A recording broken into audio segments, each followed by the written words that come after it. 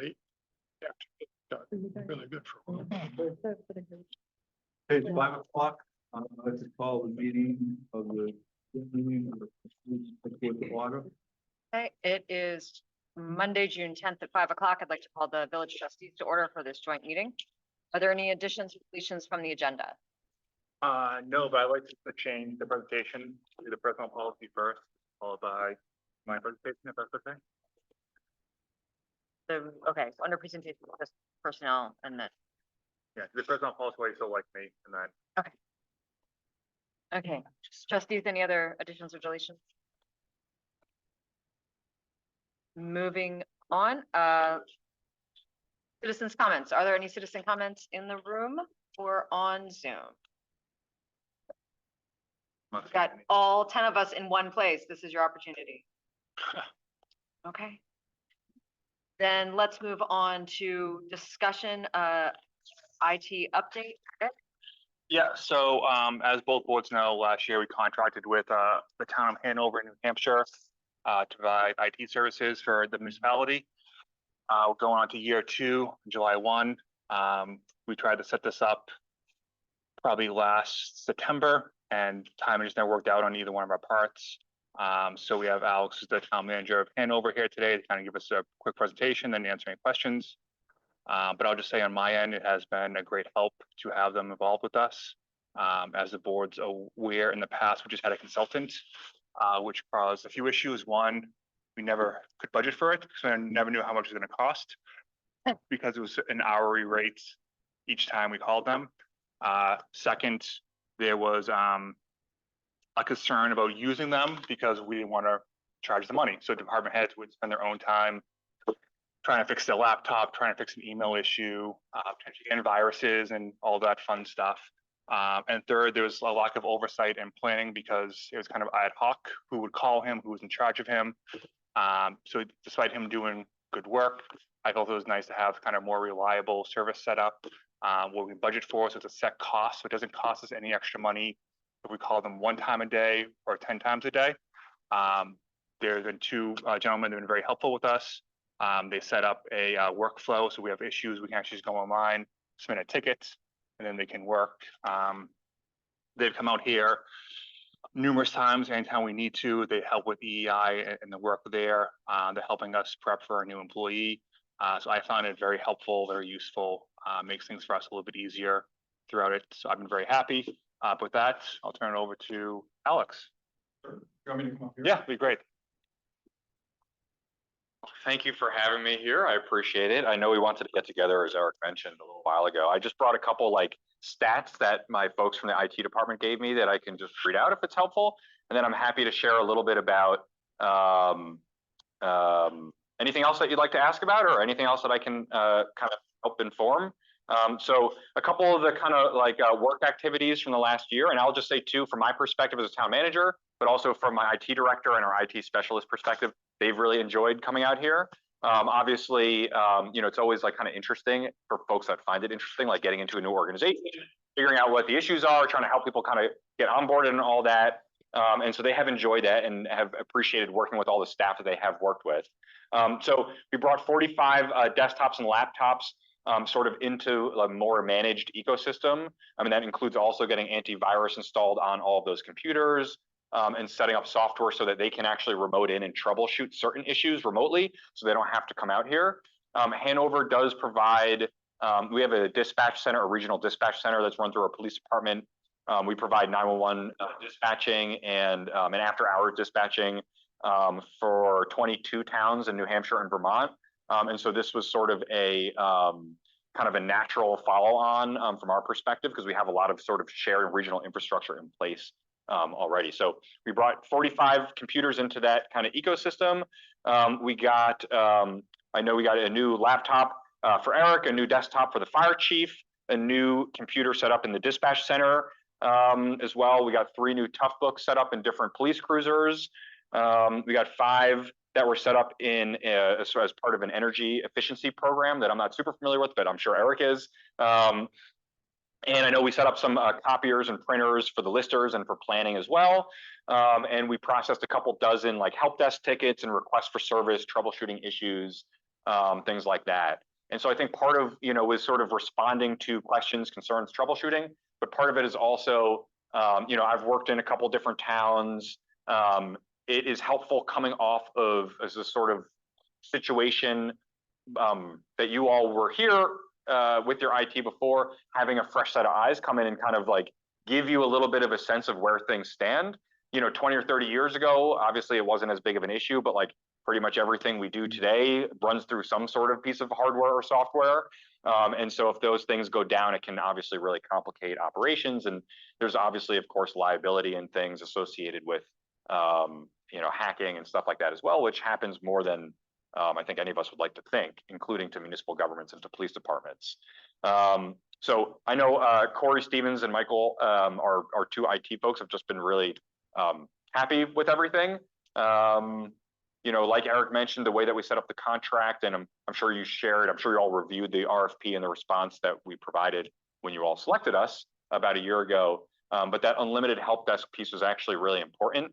And we had to kind of make sure all the scheduling worked on our end, but it's really important that staff don't think, well, I have a computer problem, but is this going to cost, another $50 if I call somebody? Like, you don't want staff, if they think there's a phishing issue or a virus, like you want someone immediately calling and trying to figure out, help, we can figure out whatever the issue is. So hopefully we've created that environment.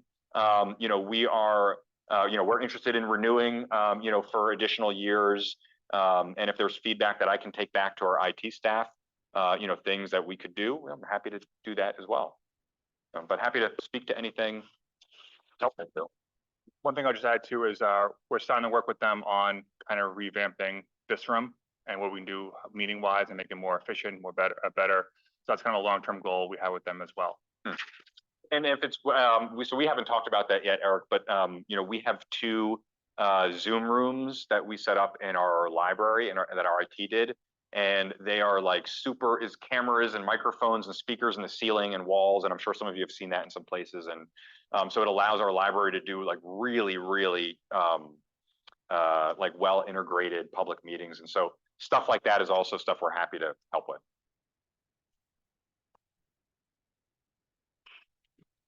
How much is the help desk used?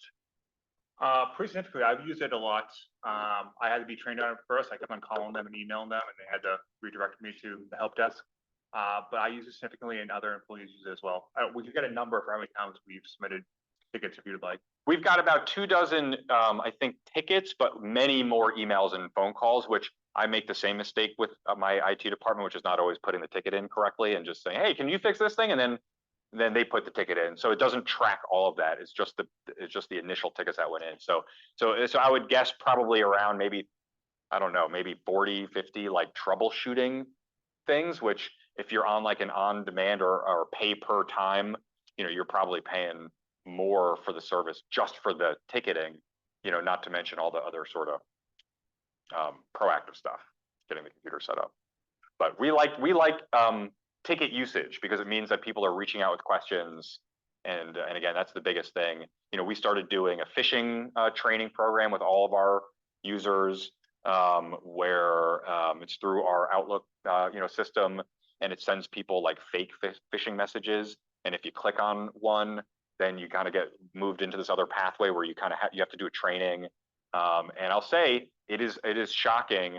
The failure rate on the first one, it was like half of the organization clicked on the phishing email. And now when they send out like the fake ones, you get, we have about probably on our email ecosystem, there's probably about 160 or so people on there, like in our Outlook, and you might get a couple people each time. So it had a huge difference. And, like if you ask any IT person, like what's the weakest point of your network? The user. And so, getting all that kind of worked up, and, we can always, like, if there are specific programs like the Zoom stuff or a phishing, like, we're always happy to sort of design some stuff around like a specific program too. Great. Thank you. Coming in last year, what was your biggest challenge coming in here? What was it you looked and you were like, oh dear God, the first thing we have to do is X? So I will say I have a technology background, though I'm not, a full like IT person. So from my perspective and in my conversations with the IT folks, a couple things, I think the biggest part is not having a managed ecosystem. And what I mean by that is, every computer, in a database, we know when the last software update was applied, we know when the computer was purchased, we know when it's going to be, when it needs to be replaced. Like having all of that really well mapped out is really important, because it also, obviously I do a lot of the budget stuff as well. And it's nice to have the sort of, whether you purchase through operating or capital, to be able to know, okay, we've got X many desktops, they last, however many years now, 3 or 4 years. So you can plan things out a little bit more. So it can help a little bit in that regard. But I think that was one of the bigger issues, was just that there wasn't really a centralized kind of database of kind of where everything stood. And then I believe, and Eric, correct me if I'm wrong, but I believe most of your services are in the cloud. Like there's not a ton of stuff on hardware in the building, which is in many ways a good thing, because then you don't have to worry about backing things up as much. But I think the antivirus, which I think is now on all of the Woodstock computers, that was another thing, having that one layer. So they use Bitdefender, and that sometimes, grab you if you hit a link that's going to a bad site or something as well. So I think that was a big one. The database kind of not having everything up to date. And then I think it's people, and I don't have the day-to-day experience of it, but people running into an issue and not really being able to get a solution. So that you might have someone like who has a problem. Sure, we all do this sometimes, but you just sort of like, all right, well, I'll do that later, and then you never really do it. But it messes up your workday, and you've got staff that your taxpayers are paying, and we want people to work efficiently. And if someone's stuck on some issue, so that they can now, put that help desk in, and hopefully we've been responsive to all of those things. They can do a lot of that remotely and then come out every once in a while. But so I would say those were probably the biggest issues, the sort of replacement plan, having either whether the backup or security in place. And then I think as you do more stuff, if you're doing more Zoom room type things, we can also talk more about, firewall, things that provide additional security, to the network. But because so much stuff here is in the cloud, the risk there is a little bit lower. Whereas some towns that I've worked in, try not to like tell stories here, but I know you've got a long agenda. But one of the towns I was in, it was all servers in house, and they were in a closet, and the cooling for the closet was a giant box fan that was just plugged into an outlet. So if the power went out, the fan went out, which like I might question how well that fan was working anyway, on a good day. And I remember seeing that and I was like, okay, well, we have to like fix this like today. Like this is really, and that was like our email server, our website, all of that was hosted in house. So that was not good. But you all don't have that issue. So that's nice. And then I just have one more question. Sure. So it seems like you've got the ecosystem all set up for the town. So there are those of us that are not in town employees, but certainly are doing town work, town business, a lot of times from our Gmail or whatever. Right. Have you run into anything in Hanover or anybody else that you've worked with that are like best practices or things that we should be looking out for because we could contaminate the other emails or whatever? Are there things that we should be thinking about or trainings that we should be taking? So that's a great question, and I'll give a little caveat, which is, New Hampshire, I mean, they're similar in many ways, but a little different, but I think probably pretty similar. I think there's a policy decision that you all can make with Eric as far as who you want to extend and bring into the ecosystem. I would certainly say it starts costing money. I mean, we're going through this right now with all of our boards and committees, which is, it's different than, I knew it, I'm now forgetting the law in our equivalent for public records in Vermont. But if you put every board member and every committee member, I mean, you'd be spending like thousands and thousands of dollars a month just on email. So we're probably looking at something we haven't worked it all out yet. But for example, where each committee, so all of our different advisory committees and boards might have one town email address that the co-chairs or chairs have access to, and then if people want to copy that email address, that then puts it into our email ecosystem. So then if we need to do a records request, we can go search for it rather than extending, 12 email addresses to everybody on the 15 different like committees.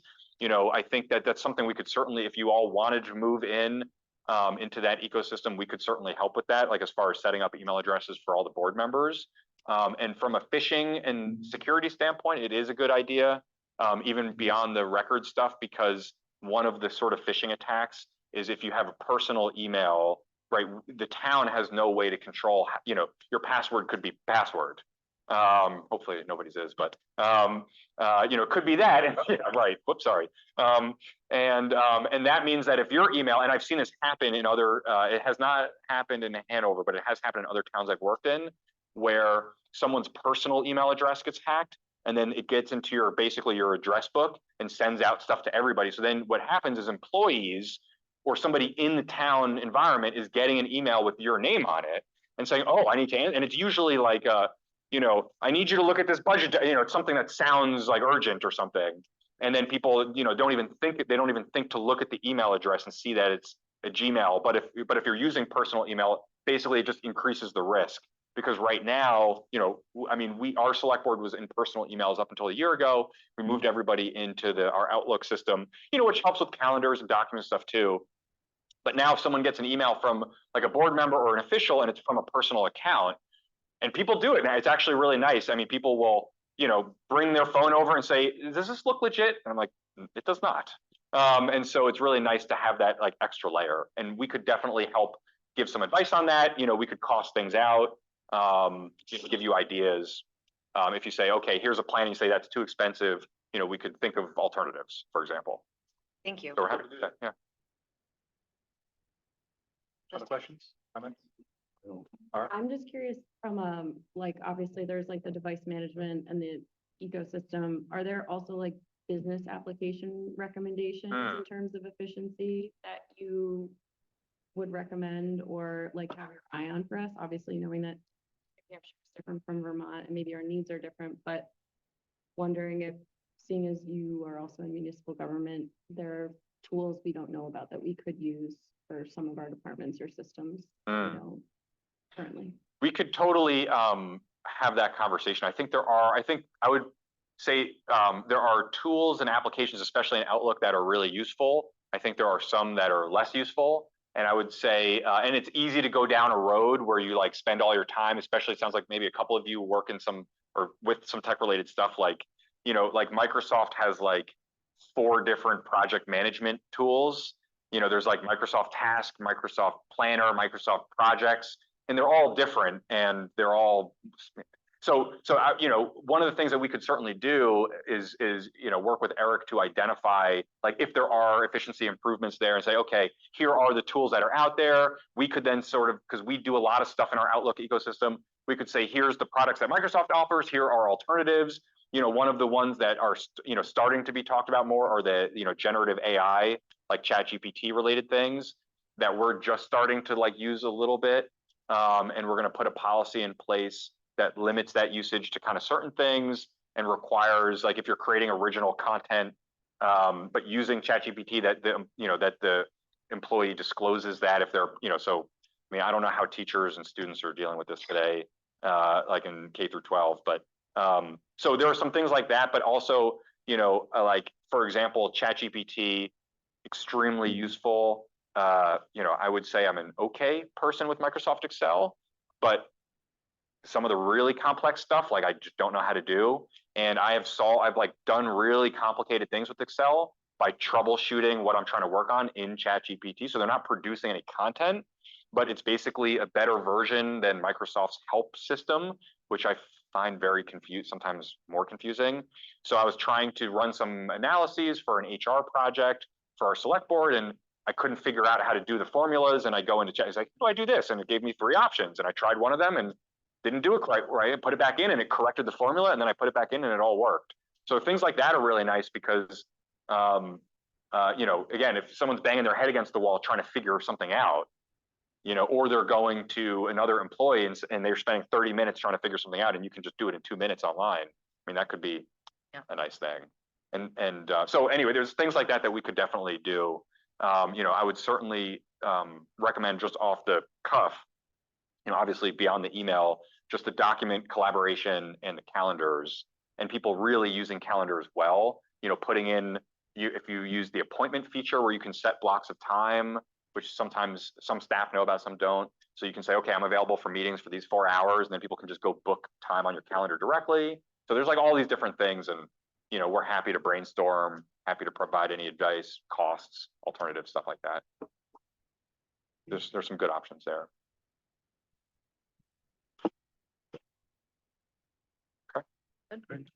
Thank you so much. Yeah, well, thank you. Yeah, thanks. And thanks for the support in Hanover and doing the shared service with us. I think it's a great thing to do. And, you know, my own personal opinion, and I think Eric and I go to a lot of, you know, municipal management meetings, and the more that we can work together as towns, I think we just get better and better value for the taxpayers. And so big fan of that. So thanks for doing that. Thank you. Thank you. Thanks for being on our team. Yeah. I'm happy to, yeah. So, and I hear you're discussing audits next, but not Do you not go to enough public meetings? I know, you know, yeah, our select board meetings are Monday night, so I'm in my, you know, schedule. But thank you all. Thank you, Alex.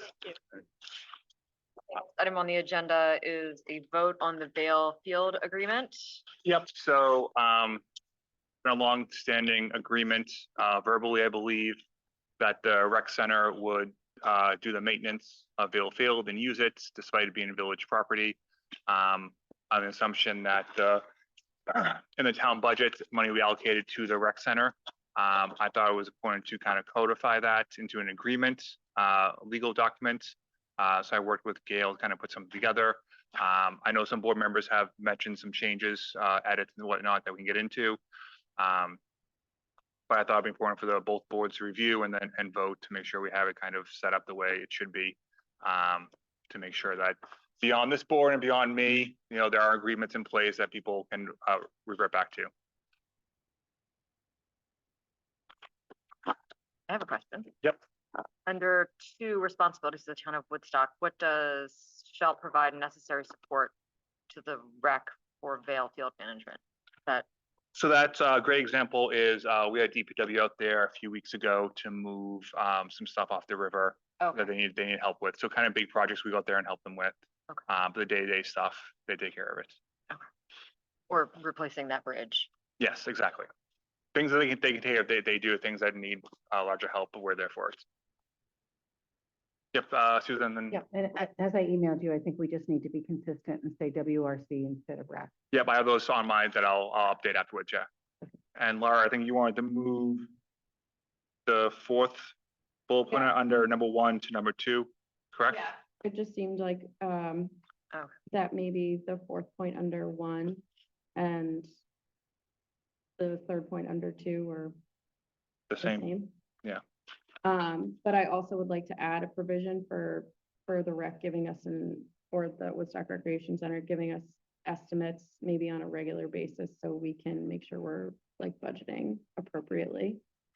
Yep. And I'd also maybe suggest that the 2nd bullet point under 1 holds authority over decisions related to the utilization and design of the space as long as it's consistent with zoning bylaws or, you know, Yeah. whatever. And they are, because they're going through that right now. Yeah. No, Yeah, so I think to Laura, your first point about the budget, the line which will be discussed and agreed upon each budget cycle, I thought that would be a good way. So when we're doing the next budget, the rec center can come in front of the board and say, here's a cost associated with next year of maintaining Vale Field. The boards can then say, that's appropriate, that's too high, justify it, and that'd be a good chance to Yeah. use done. So maybe the 4th point under 1 should be something like they provide the estimates. 3rd point remains the same, or like we allocate the budgetary resources. Okay. At the discretion of the select board. Or however you can do it. Are there any other comments, suggestions on that? Agreement as a whole? So with our insurance, so I see that under their responsibilities, they have to do the insurance coverage for the sports. We have sort of like an overall insurance. Yeah, so a good example is after the floods, their insurance claims came through our insurance, not through Okay. theirs. Okay. And After the many. Yeah, well, the major one would cause more severe damage, yes. so when I sign my kid up to play soccer through the rec and I sign off on the thing that says I'm not gonna sue or whatever they have me sign, my kid breaks their leg. does that say you're not gonna sue the rec center and you're also not gonna sue the town, or does their liability waiver for sports just cover that? I'd have to look at what the liability waiver is, but my first assumption probably just covers them, I'm guessing. Because if we have insurance on it and it's, well, it wasn't the, people will go after whoever Yeah. has the bigger pot of money. And so I would just add something, or however you see fit, that whenever they are allowing something to happen, that the town gets written into any liability waiver so that we're not held for those things. Actually, just says village, it's village property. Yeah, excuse me. Thank you. If the and it should pay for it. town is responsible for the insurance for that, I think that we should go over there and take a look around. Because my son was recently over there and said that there's a lot of posts that are sticking up out of the ground that are really dangerous. But they're 4 feet high. No, I don't believe that's what it is. Right. Right. I think that we should investigate, all of us, and take a look at it and make an assumption before we proceed forward with this, to make sure that we are aware of what we're up against as far as hazards. Okay. And maybe eliminating the hazards. Yeah, there's a few. I think we should look into it. Okay.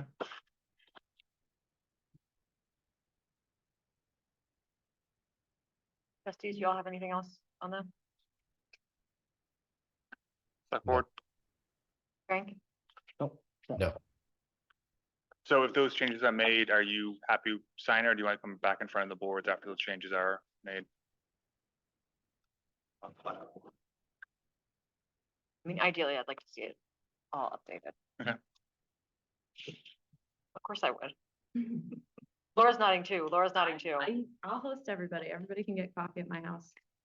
I'll bring donuts. And my mom almost every.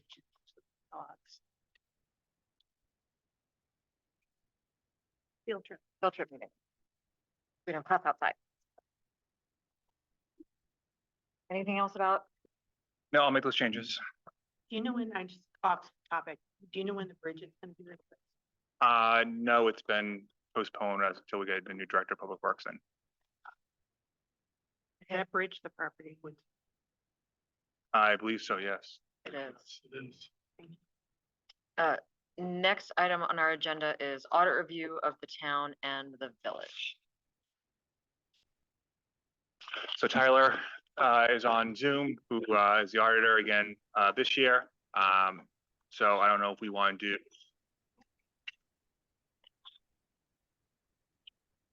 the village first, half an hour for the village, half an hour for the town. Takes that long. Tyler, are you there? I am. How are you guys? Good. Good.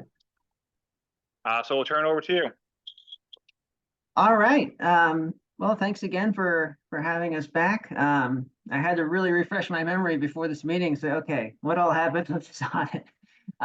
So I guess I'll start with the village, because that'll probably be quicker than the towns. And if you guys want me to go in the other direction, that's fine too. Just go ahead and speak up. So anyway, for the village, the report format that you see this for FY23 is going to be very similar to 22. I think just overall, and this applies for both the town and the village, there was obviously a pretty big shift in the accounting function between, Zoe to, oh my gosh. Robert. Robert, thank you. Wow. He is here. You heard that, Cal. Just so you know. We have talked. We're good. I meant to say Robert. It's been a long day. Yes, and just that is a big change. And then obviously the town and village accounting system is not. As you guys know, it's not simple, right? It's not small. There are a lot of accounts. There's a lot of stuff going on. So all in all, I gotta say, Robert's, I think, really done a good job. I think the one thing that you'll see reflective in the town report is just the single audit. And that was a whole new ball of wax for the town. I mean, they have had a single audit in the past, but this was kind of a, an initial year. The last one was several years ago. So it's been a while since it's had a single audit. So that introduced a whole new set of rules and reporting. So some issues came up there. But back for the village did not need a single audit. So that was good news. The timing of the audit, it started in November. There was a lot of help by Cynthia from Nemrick, who really helped, pull the trial amounts together, pull schedules for the audit together. Obviously, Robert was involved with that. So, the trial balance got to us for audit a little later than normal, but all in all, it finished up around the same time it did last year. I'm hopeful that, an audit in the future would go smoother now that Robert's had, 1 year under his belt of the audit process. And obviously he's going to have more insight and knowledge on the chart of accounts and the accounting structure at the town and village. So I would think the next audit would go a lot smoother than this one did, and probably more efficient too.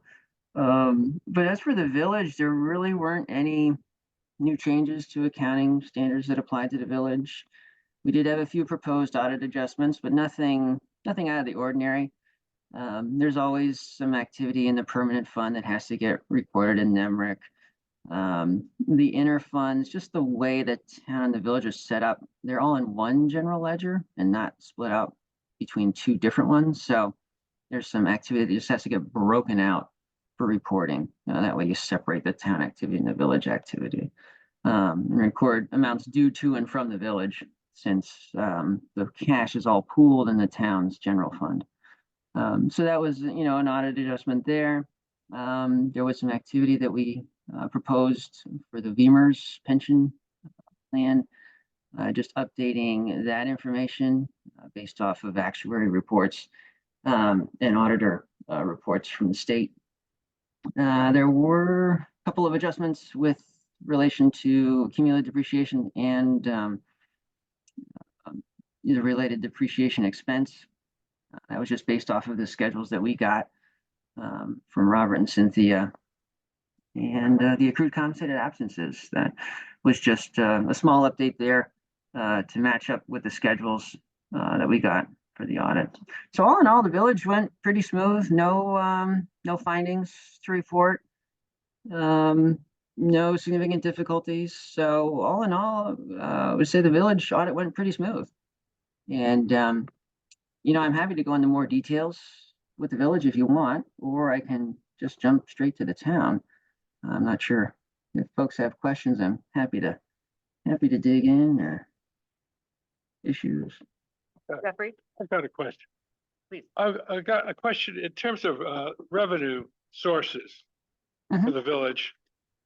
On all of the different revenue pages, I'm trying to find where the Rockefeller Investment Fund, which comes into the village, a portion of it every year as a revenue source. I don't know why it doesn't show up under the long list of revenues, although it's kind of hidden somewhere else. But are you familiar with what I'm talking about? It's usually about $10,500. Yes. It is going to be, if you look on page 38, you will see the, actually, it'll be second column to the, so from the far right, second column back. It's called endowment fund. There's a separate column for it. That's on page 38. What you'll see there is the change in the village's portion of the the Rockefeller money, and then you'll see a little farther down in that column the transfer out $11,000 Right. But going why over to the isn't village. that listed anywhere as income on the revenue pages? So on page 38, you'll see the total column on the far right, and that is going to include all these columns, prior to that, the endowment fund, that Rockefeller money. So that total column you will then see in the fund statements. So that's the information that you would see. This page here, page 38, breaks it out, so you can kind of see, okay, what all is that made up of? Yeah, I see it on that page. Thank you. I just don't see it in the revenue page. Yeah, so then if you looked at page, just flip over to it.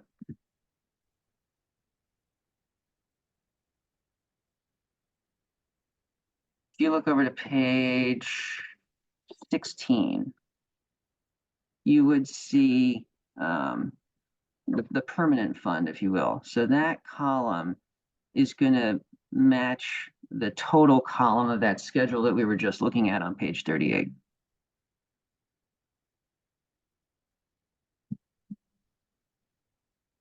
Oh, I see. Interfund transfers in? Is that what you're talking about? No, I was just, So Oh, this matches the yeah. $19,000? correct. Yeah, it would be in there, right? So then you'll see in that section how they all kind of balance out. Just basically that $19,000 then going, then if you look at the general fund column, you'll see the 19,000 transfer in, match, netting it out. All right, thank you.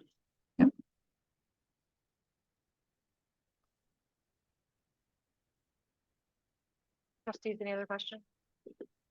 Frank, do you have any questions? Tyler, sometimes when we've done these audits at the end, had recommendations for improvement for the next year. Did you have any for the village? I think just, with the staff, with Robert now on board, at the moment, I don't have anything. I think, maybe in a next year audit, there might be something. Something might come up, but honestly, from what I've seen so far, I think things are looking good. I do have to comment, Robert, he does seem to have a really good accounting foundation under his belt, which is really good, and something that's kind of critical for down here. So I at this point, no, I don't have anything to recommend. Thank Yeah, you. yeah. Thank you. Town people? Yeah, Ty, do you want to move on to the town audits? Sure. Yeah, let me start. Town reports are going to look very similar to the villages. I'll start with this 3-page governance letter. It kind of gives the highlights of everything. The timing of the town audit was very similar to the villages. Actually, the towns got done a little sooner than the villages, really because there was a reporting deadline with the Federal Audit Clearinghouse, since the town needed a single audit. So this audit was done right on April 1st, the deadline for that submission to the Federal Audit Clearinghouse. So that was good. So everything got submitted on time. Nothing was late there. No new accounting standards that really hit the town in a significant way. There were some audit adjustments. There were more audit adjustments than in the village, but there's also a lot more activity going on in the town than the village.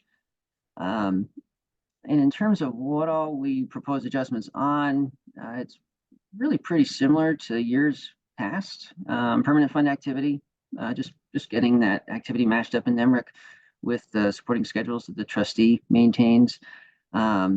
Interfunds and transfers between the town and the village, it's all in one general ledger. Some breakout has to happen for the statements and all that. The sewer fund, there was some asset depreciation activity that we adjusted there, and activity relating to the VEMR pension plan, just adjusting to actuary reports and a few other reports from the state we get.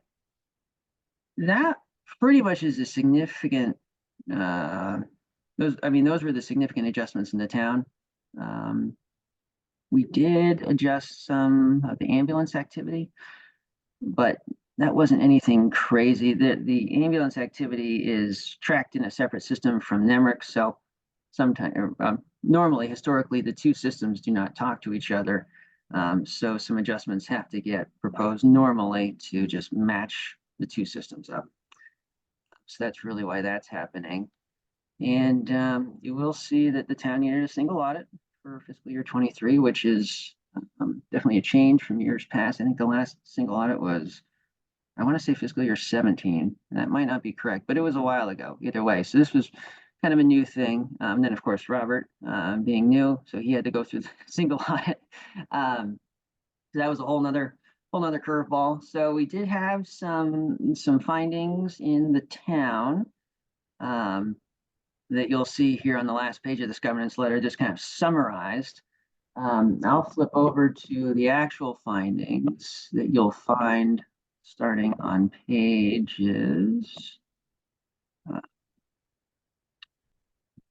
So pages 74, 75, and 76. And I'll just mention the first one. I mean, it's not a huge issue, but all the same, it was late. There's a report that the town needs to file with the Vermont Department of Finance and Management within 45 days after the town's year end. This report was filed 52 days after the town's year end. So it was late, not by a lot, but it was late. So either way, that was one instance of non-compliance that we noted. That was this finding number 2023-001 that starts on page 74. And then relating to the single audit, we had two findings there. Start with the first one, this 2023-002. The major program for the town single audit was this Clean Water State Revolving Fund relating to the sewer project that's going on there at the town. And basically the issue here was that the schedule of federal expenditure, the schedule of expenditures of federal awards that we got, to audit, it included amounts that were not federal. So that was pretty much the issue there. The uniform guidance is pretty clear that you've got to total the federal awards expended. You don't, I mean, if you're going to include state amounts or non-federal amounts, they need to be clearly separated. And in this case, they were not. They were just clumped in with the program expenditure amount. So that was what this first finding, or this finding 2023-002 was hitting on. And then kind of had a different issue with the finding in 2023-003. There were two grants that, and they were federal expenditures. These grants were federal in nature, and these two grants simply weren't on the schedule that we got for audit. So that was just, these amounts were just excluded, and they should have been included. So that was the issue with this one. These grants were not major programs for the single audit. So that's why they're just separated out just for reporting to the Federal Audit Clearinghouse. You kind of want to separate activity relating to the major program that was audited versus the non-major programs. So that pretty much summarizes the towns. Trying to think of anything else that I wanted to highlight. There were, when you're looking at the government-wide statements, there were two restatements, nothing major. They related to accrued interest on the long-term debt. Last year's town report, for some reason, didn't have it in. So we proposed adjustment there to get that in to the report. So that's what that first restatement amount was, and then there was another piece of the restatement which related to an overstatement of some accounts payable. So nothing crazy, but just worth a highlight. And there's a lot more I could talk about, but I think I'll open it up for questions. And if folks want me to go into more detail on anything, I'm happy to do that. You've used the term single audit, and for those of us not in the accounting field, can you explain why that was required and what it entails? That's different from our normal audit. Right. So normally you guys just have a, kind of a standard, audit, prescribed by the GASB. So there, there's that audit, and then, government auditing standards apply since the town is a government. So you have that. It's called like a yellow book report that we then issue relating to that. Now, since the town had federal expenditures that were in excess of $750,000, that triggers what they call a single audit for the year ended June 30, 2023. So now there's a whole nother audit that's required, and it's required by the uniform guidance It's written into the Code of Federal Regulations. So if you ever wanted to look at it, you can just, actually really just Google it, just, single audit, as required by uniform guidance, and you'll get a hit. And it just kind of lays out all the requirements, and it does apply if your if your federal expenditures are in excess of $750,000. So what that meant is we had to get a schedule from Robert, somebody from the town, listing out those federal awards and, detailing them by, okay, what federal agency did they come to, where they passed through the state or another agency or something like that. So that's the report you see on page, let me just pull it up so you can look at it. On page 72, you'll see that report. So basically we got this schedule and then we applied, single audit procedures. And that basically involved looking at the different grants listed on it and then picking what they call a major program, based off of significance, dollar amount normally. And then from there, once we pick the major program, then we just applied, additional audit procedures to that grant based off of guidance from the Office of Management and Budget and other sources. So, in a nutshell, that's what it is. It's nothing bad or anything like that. It's just a requirement if the federal expenditures are over a certain amount. So last year, our bill for the town was a little over 19,000, and this year it was 30. Is that because of the single audit?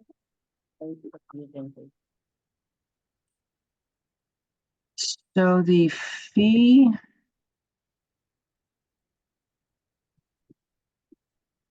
let me just look up the historical on that.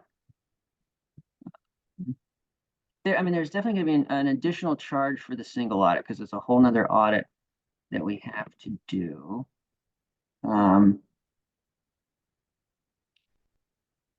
So the town, it looks like in 2022, the fee charge was about 23, 24 and change. And then this year it went up by, I think we basically said the single audit, and the single audit pricing kind of has a range. It's kind of based on complexity too. And then obviously if it's what we would consider a first year, i.e., the past 2 years weren't audited, or the past 2 years didn't have a single audit, we'd factored that into the pricing as well. So the single audit added about $7,000 to that fee from last year, more or less. And should we expect that next year? Just because it came in quite a bit over what we budgeted, so it made it difficult. Yeah. Definitely, keep tabs on the federal expenditures, because if they do fall below 750, you won't need a single audit. I've also heard some rumblings, I got to confirm it, that the threshold is going to be going up. So that could also positively impact you guys. So I think, just keep tabs on where you think your federal expenditures are going to be. Because I'm just thinking historically, the town hasn't needed a single audit every year. It's kind of been sporadic. I know the last time the town needed it was for that Stafford Commons housing project. So if history is any indication, the town will need it every single year. So yeah, obviously if the expenditures are over, definitely anticipate that single audit fee having to get paid once that audit's done. And just one point of clarification, and Robert and Patricia looked into it and we realized that no money had been allocated to the sewer for the audit. So they actually transferred $7,000 today from the town budget over to the sewer for the audit. So the town now is at 23,000, not 30,000.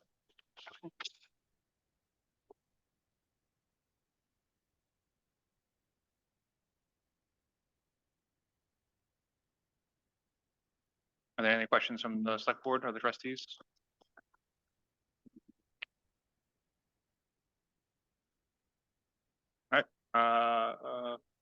that's the case. I'll let Tyler go. Thank you, Tyler. Thank you. Thank you, Tyler. Good rest of the meeting. Thank you.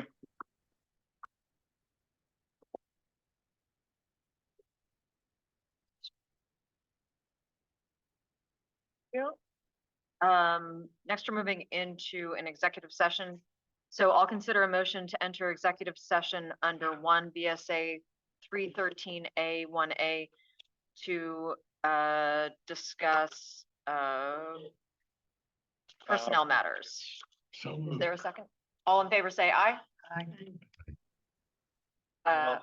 Any nays? Sorry. Motion carries. Select board will consider a motion to enter executive session under one BSA 313 to discuss personnel. So moved. Second, Second. all those in favor? Aye. Aye. Nikki, do a breakout room for Frank, please.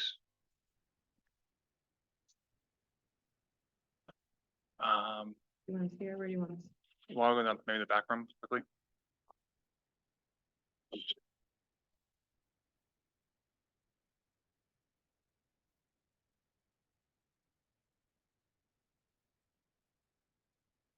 Robert. I know. No, it's not your fault. I'm leaving without. touching No, it. we'll just go back there. I'm not ready to go back.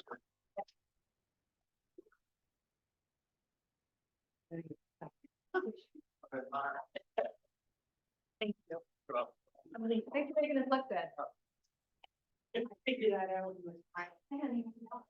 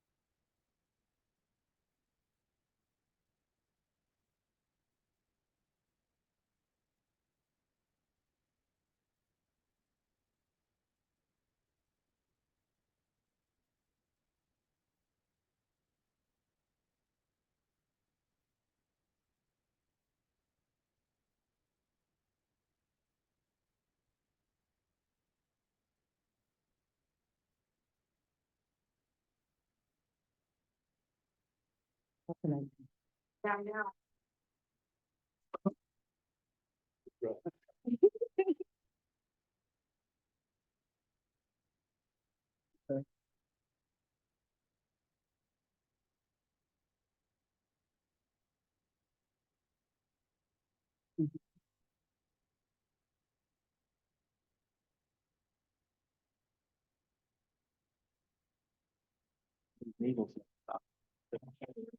sorry. Be really There on purpose. funny reading. Her face. Select board member impaled Yeah. with knitting needle. Oh, Only in Grace, put on your I'm dance. not in the bar, Yeah. Okay, I'll be up at one. Is Susan Terry joining us? I thought she was. I think she's in her car. Oh. Right, well, First night.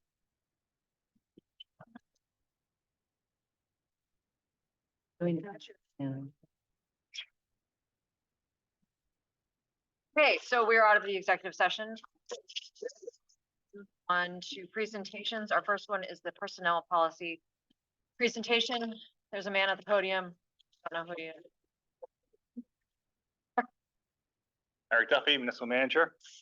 That guy. So I'm here this evening to talk to the boards about updating the personnel policy.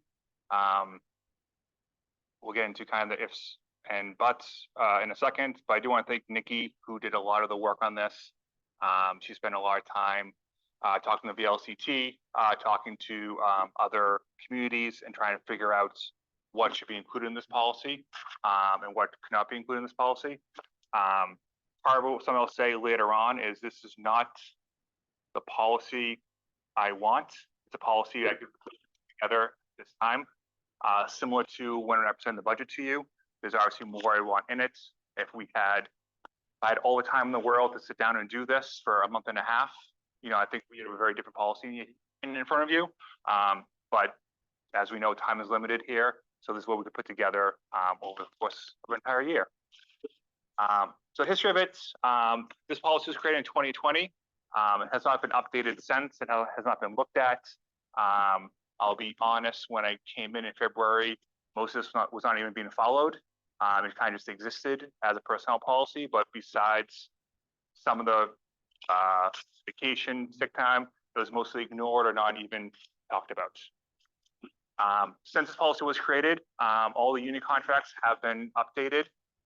So the first policy and the union contracts do not mesh at all, which creates confusion and lack of consistency. A great example of this is Martin Luther King Day. All the unions have it as a holiday. The personnel policy does not. So either the municipal manager has to either close town hall, ask department heads to come in and work, or only have department heads come in and work, and take time off, which seems kind of insane if you have the DPW director in by himself and all the union members home on a holiday. So that's kind of just an example of where things don't line up well. Again, this updated policy for your consideration is based on guidance from VLCT. They have kind of personnel policy that you can go kind of steal. That's where we got a lot of language from. So it has been reviewed a lot by attorneys. Talking to other municipalities around Vermont to see what they have and try to align up benefits close to theirs. And also with staff, trying to get input from the staff to see what they wanted in the personnel policy. Because again, part of this is to protect the town, but also part of it is to encourage our employees to stay with us for a long period of time. So our personnel policy that kind of benefits them. So again, this started about a year ago. As I said, when I came in, the policy was kind of a piece of paper and no one talked about. I opened it up probably my first week or two, started laughing, put it away because it just didn't make a lot of sense and didn't really do what it needed to do. So we spent months going over guidance in VLCT and talking to other municipalities. Once we had kind of a pretty good draft that we're happy with, we sent it to every employee in Woodstock for them to look at, to review, and offer suggestions. Some of those suggestions were included in the personnel policy you have now. Some were not. I want to stress, we'll go over some things that weren't included. they weren't not included, if I can say that, because they were bad ideas. Some of them because we just didn't have the bandwidth. Some of them we didn't want to create more confusion or things we weren't really prepared to put in place yet. So we kind of have those on the back burner for updates in the future. The hope of this policy is to have it in place by July 1, 2024, which gives us only 20 days. I'm being optimistic. As we know, the original goal was to have this conversation in April, throughout all of April, but the short-term rental meetings kind of push us back. And then I took a vacation, so now here we are. We'll talk later about kind of scheduling more meetings up until July 1. But if we can't make July 1, being as close as possible to the July 1, I think it would be very beneficial, as that's kind of the new fiscal year, and having these things align at the same time will be very helpful. So the goals of this policy, we want to kind of present clear expectations for all employees, so they know what's expected of them, they know what they're getting, they know how to act, how to behave, what they can and can't do. For it to protect the municipality and the employee, so we have things in it that make sure that we're protected, but also the employees are protected. So if there's an issue with an employee, they know what they can do to get it rectified, but also we can protect ourselves in case we have to get rid of an employee or discipline them. To retain and recruit skilled employees. Happy and qualified staff makes better workers that provide better services to the community, and then the residents are happier if their tax dollars are going to good services. If they come in and people are happy, smiling, happy to be here, they're going to do better work, and that work's going to show. People are going to appreciate it more. Similar to the budget, a good personnel policy is going to create a blueprint for what we want Woodstock to be and what we want to be in the future. So what employees do we want to retain, recruit? How we want to treat them when they get in here? Similar to the budgets, that is another policy that really speaks to what we want Woodstock to be. So it's not only, is it 3 personal days or 2 personal days? It's how we want Woodstock to look like to people who want to be here. We mentioned some of the work Nikki did. So she has sent us some HR conferences, preparing for certificates, helped create internal policies, review old policies, helped us streamline some of our processes, reviewed, updated, and sometimes created employees files that did not exist previous to her looking through some of them. So I do want to thank her for all her hard work on that. Okay, so here's the section that get my staff mad at me. So here are things that we did not include in this current policy. I did skip this from before. The goal is we have a policy now. The boards make updates to it now-ish, but then we review this each year to kind of make changes. I think we want to get in the habit of all these documents, personnel policy, budgets, ordinances. They're living documents that we can come back to and look at any time we want. They're not like 10 Commandments. We put them in stone, we hang them on the wall, and we forget about them forever. We want these to kind of be constantly reviewed to make sure we're being up to date as possible.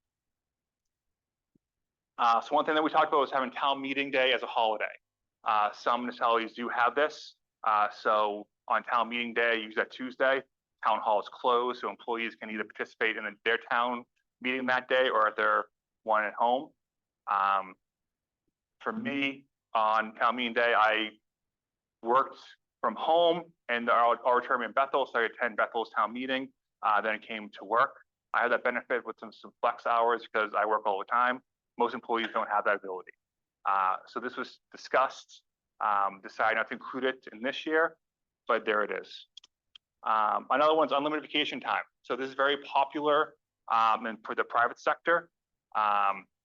It works 2 ways. One, it's very attractive to an employee to think of unlimited vacation time. I can take vacation whenever I want. The benefit of the municipality is when they leave, there's no payouts, right? They have no accrued time, so we don't have to pay them for 8 months of vacation time. They walk out the door with nothing.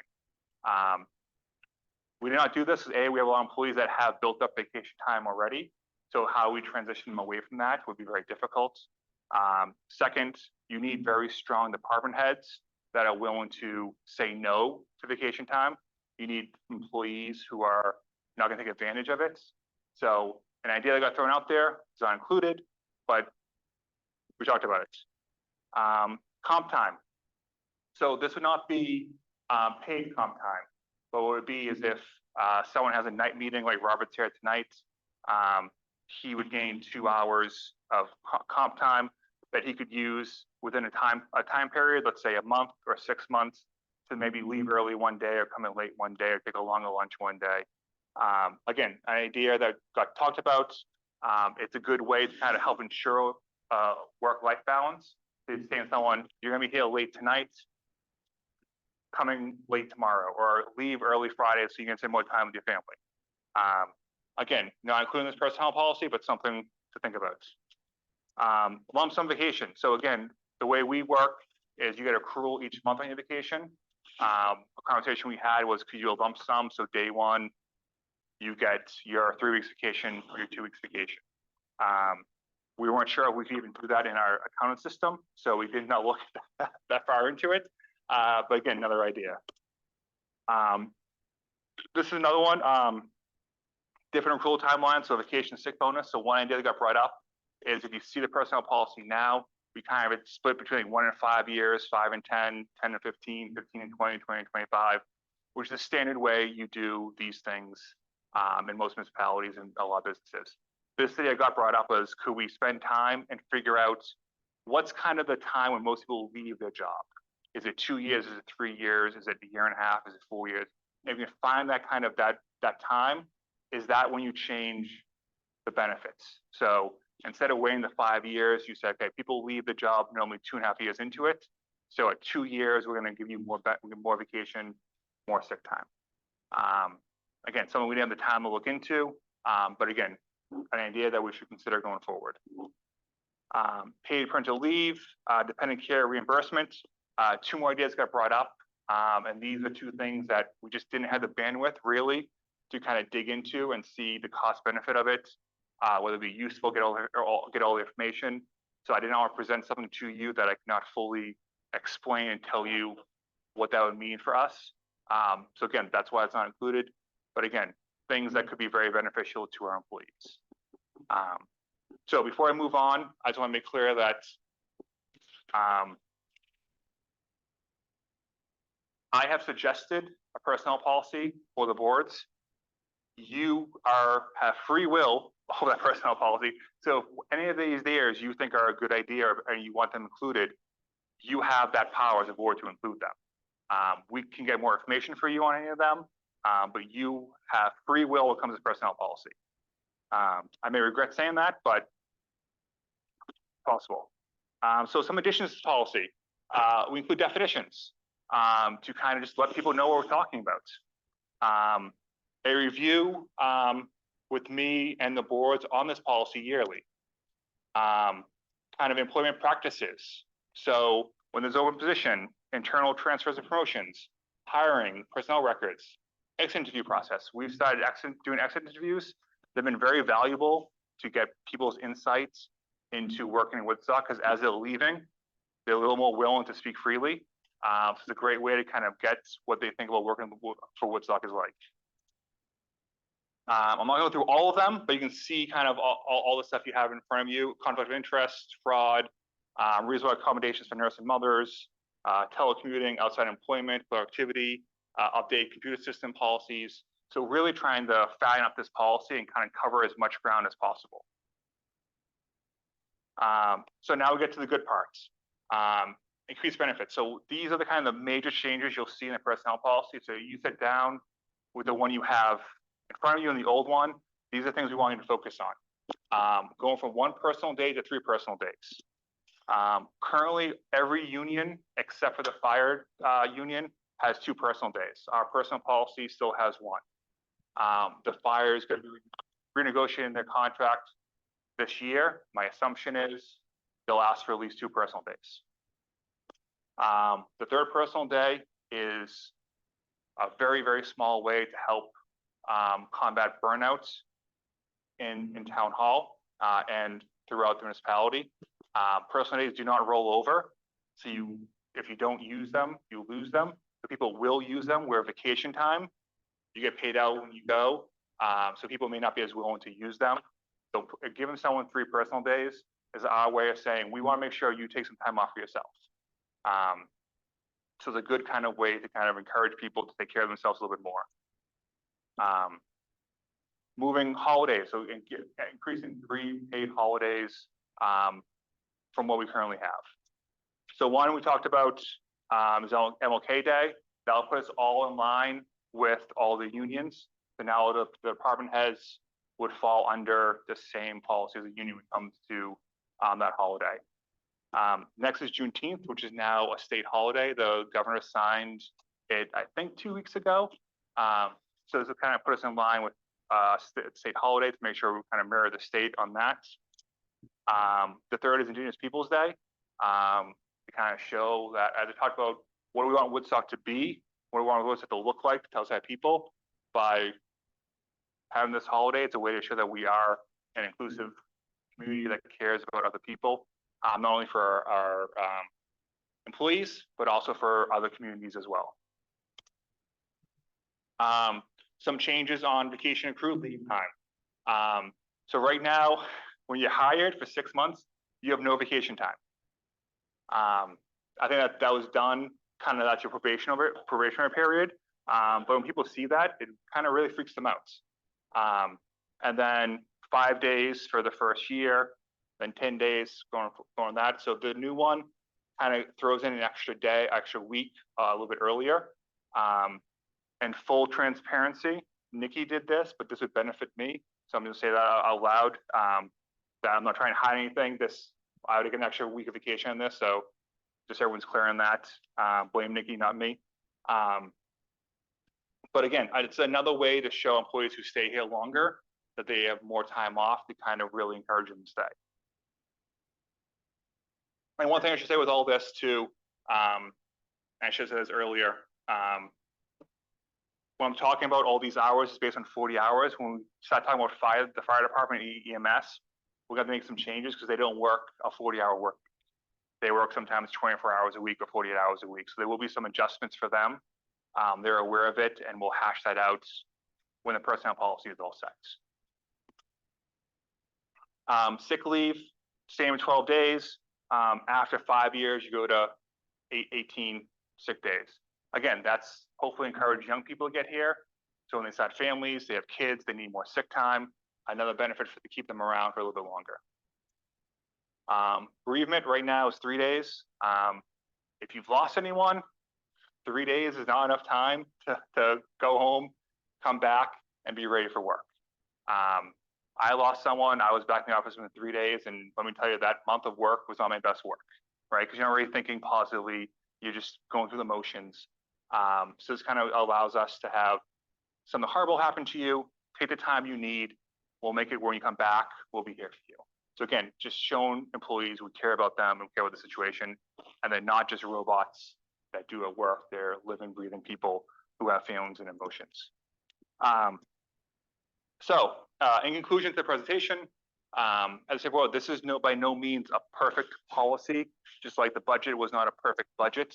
But what we want to happen is that this is the first step, and the board's looking at this person policy, making changes, but also feeling comfortable that you can go back and make changes next year and the year after that and the year after that. So this is also kind of not just updating this policy, but training us to think that way, that once the decision is made, we can't alter it after the fact. And the goal is to make reasonable changes now to improve this policy, take it from something that is not employee friendly at all, make it more employee friendly, and make this an attractive place to work, with the goal that we can update this as we see fit. So what's next? We need to schedule some more joint meetings. Who doesn't love being here at night, every single night? Where we talk more about questions the board has, concerns, changes you want to make. We also need to schedule department head presentations, and also meetings with committees and commissions to give them direction. So those things I think we can kind of do hand in hand. We're going to have the department heads come and speak to the boards. Then after they leave, talk more about personnel policy. Then have the committees and commission come, talk more about personnel policy. Then hopefully have a vote after that. We'll agree on a final draft. Once there's agreement on the draft, we'll send it to our attorney to review to make sure everything's okay. Once it's been voted by the boards, it will then be voted by the unions to be attached to their contract. So we'll all have the same benefits. We will not be reopening any of the contracts, so just going to attach to them. We're not going to do any more negotiations. And to the question that I know will come up, will this hurt a negotiation stance in those meetings? My argument is no, because it's going to be in the personnel policy. It's not going to be in the union contract. If they want to codify it in the union contract, it's something to negotiate for that. Because the personnel policy can change at any time. So if they don't negotiate to move it into the contract, we can come back next year and say, you know what, no personal days. Let's get rid of all of them. Like, hopefully we won't do that, but it's going to force them to still negotiate on that, because if not, it won't be codified in their contract, and they're going to want it codified in their contracts, because their contracts never get worse. And it's much more difficult to change them. So I don't believe we'll lose any negotiation power on that. And that's all I have. Like I said before, I'm happy to kind of take large overall questions. I think the board probably need more time to read through the 80 pages of the personnel policy. So if there are any kind of overarching questions or comments or anything, happy to take them now. When are all the contracts up, the union contracts? I'm just trying to remember. So fire and dispatch are up June 30th of 2025. Police will be up, I believe, June 30th of 2027 or 6. I believe the DPW and town is 2027 as well, or 2026, yeah.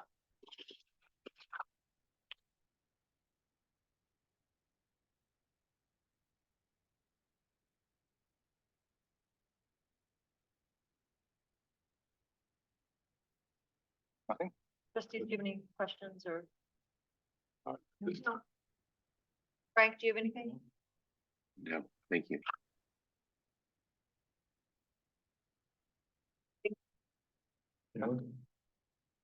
A lot to digest. That's why we've had to narrow it down and give you time, not ask you for anything big today. But I know, like Susan already looked through it, offered some feedback on the definitions. So if you have small edits that you see, feel free to let me know. If you want to have conversations with me alone about this, just let me know, happy to. Or if you have any other concerns with it, let me know. And before we go tonight, we should kind of organize more meetings going forward. Okay. Next item on our agenda is the same guy with a presentation. Our deputy municipal manager. And I'll just update my resume before I get into this, just to be safe. So, part 2. So I think personnel policy is something that I think should be looked at and changed. What I also wanted to do was take some time and kind of give an overview of what I've seen since I've been here, my experience here to some degree, some changes that we have done already internally, some changes I think we can make very quickly, then also some large conversations, issues we should discuss openly soon to make sure that we're all on the same page with what the future Woodstock to be. So, an agenda, go kind of the purpose of this conversation, an introduction, my experience here, some observations, issues, solutions, policy, staffing, finances, and then long-term issues and ask considerations. So this is my disclaimer. Wow. I'm not here to blame anyone. I'm not here to criticize any decision that got happened before me, nor am I here saying things need to change immediately. What I want to do is kind of give an overview of what I've seen since I've been here. Again, changes we've made, challenges we still see coming down the road, and offer some suggestions for the future. I'm a firm believer that nothing can change unless we talk about it. So by having this conversation, hopefully it motivates us to keep having these conversations. And then again, there's another step for us to understand where we want Woodstock to be, and how can we ensure that we have a positive and successful future for Woodstock. So I'm going to start with a quote I stole from a book. This is a book called Unreasonable Hospitality. I found out about it by watching The Bear, which is my favorite TV show. And what it is a guy who ran a restaurant. He came in and he made it the number one restaurant in the world. And we did by being unreasonable hospitality, which means you go out of your way to make everyone happy. But a quote he has in it, I thought was very interesting. And what it is I paraphrase it for myself, but I'm always going to do what I think is best for Woodstock. It may not be what's best for any individual person at any time. If I do my job right, something I do is going to be the best for Woodstock, but also for that person as a whole, whether they know or not at the time. If I don't do something and decide to do something else, it's not personal. It's not because I don't like you. It's not because I don't feel like we have a good relationship.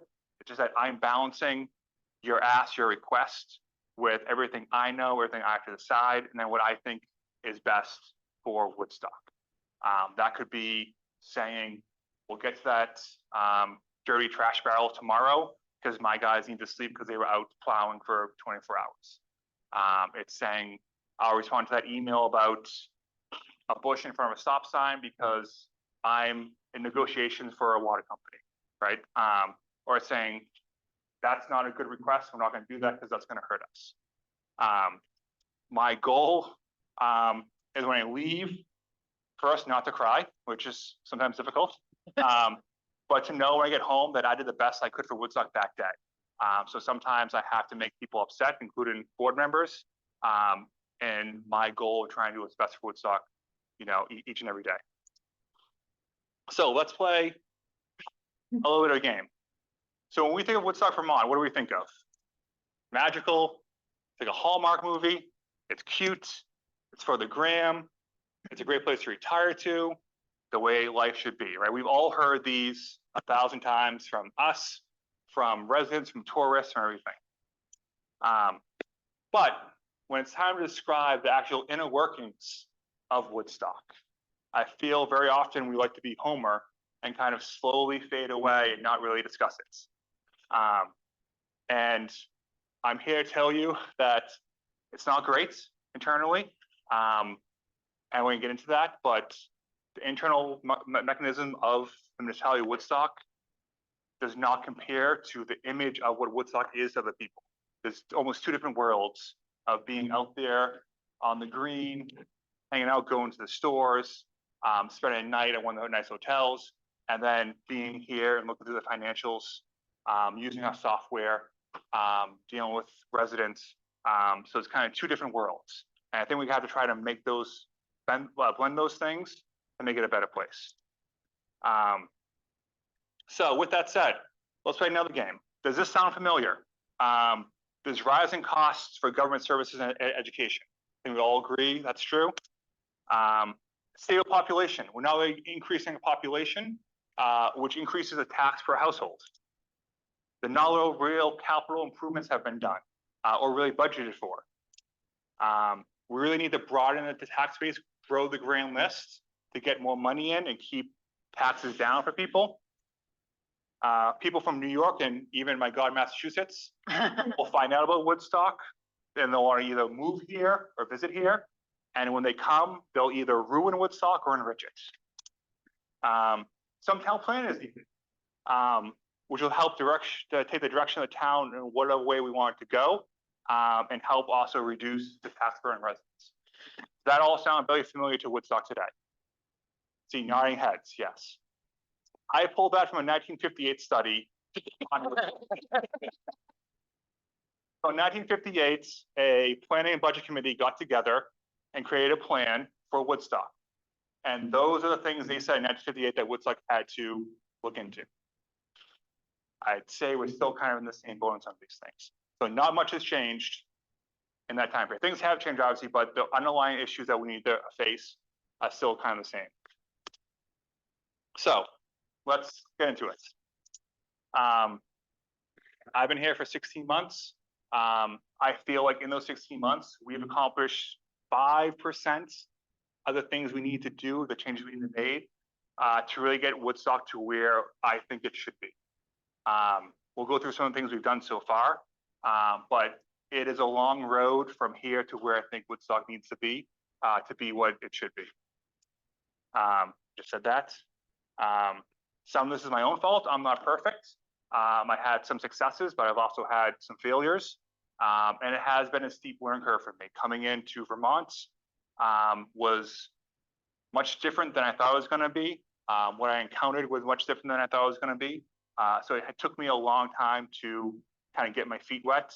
And I wish this was a joke, but a week before the flood in July, I told my wife, I was like, you know what, I think I'm kind of getting it. Like, this is going to be okay.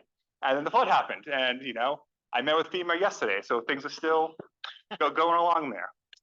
And I suddenly get to the place where I'm actually managing, not doing.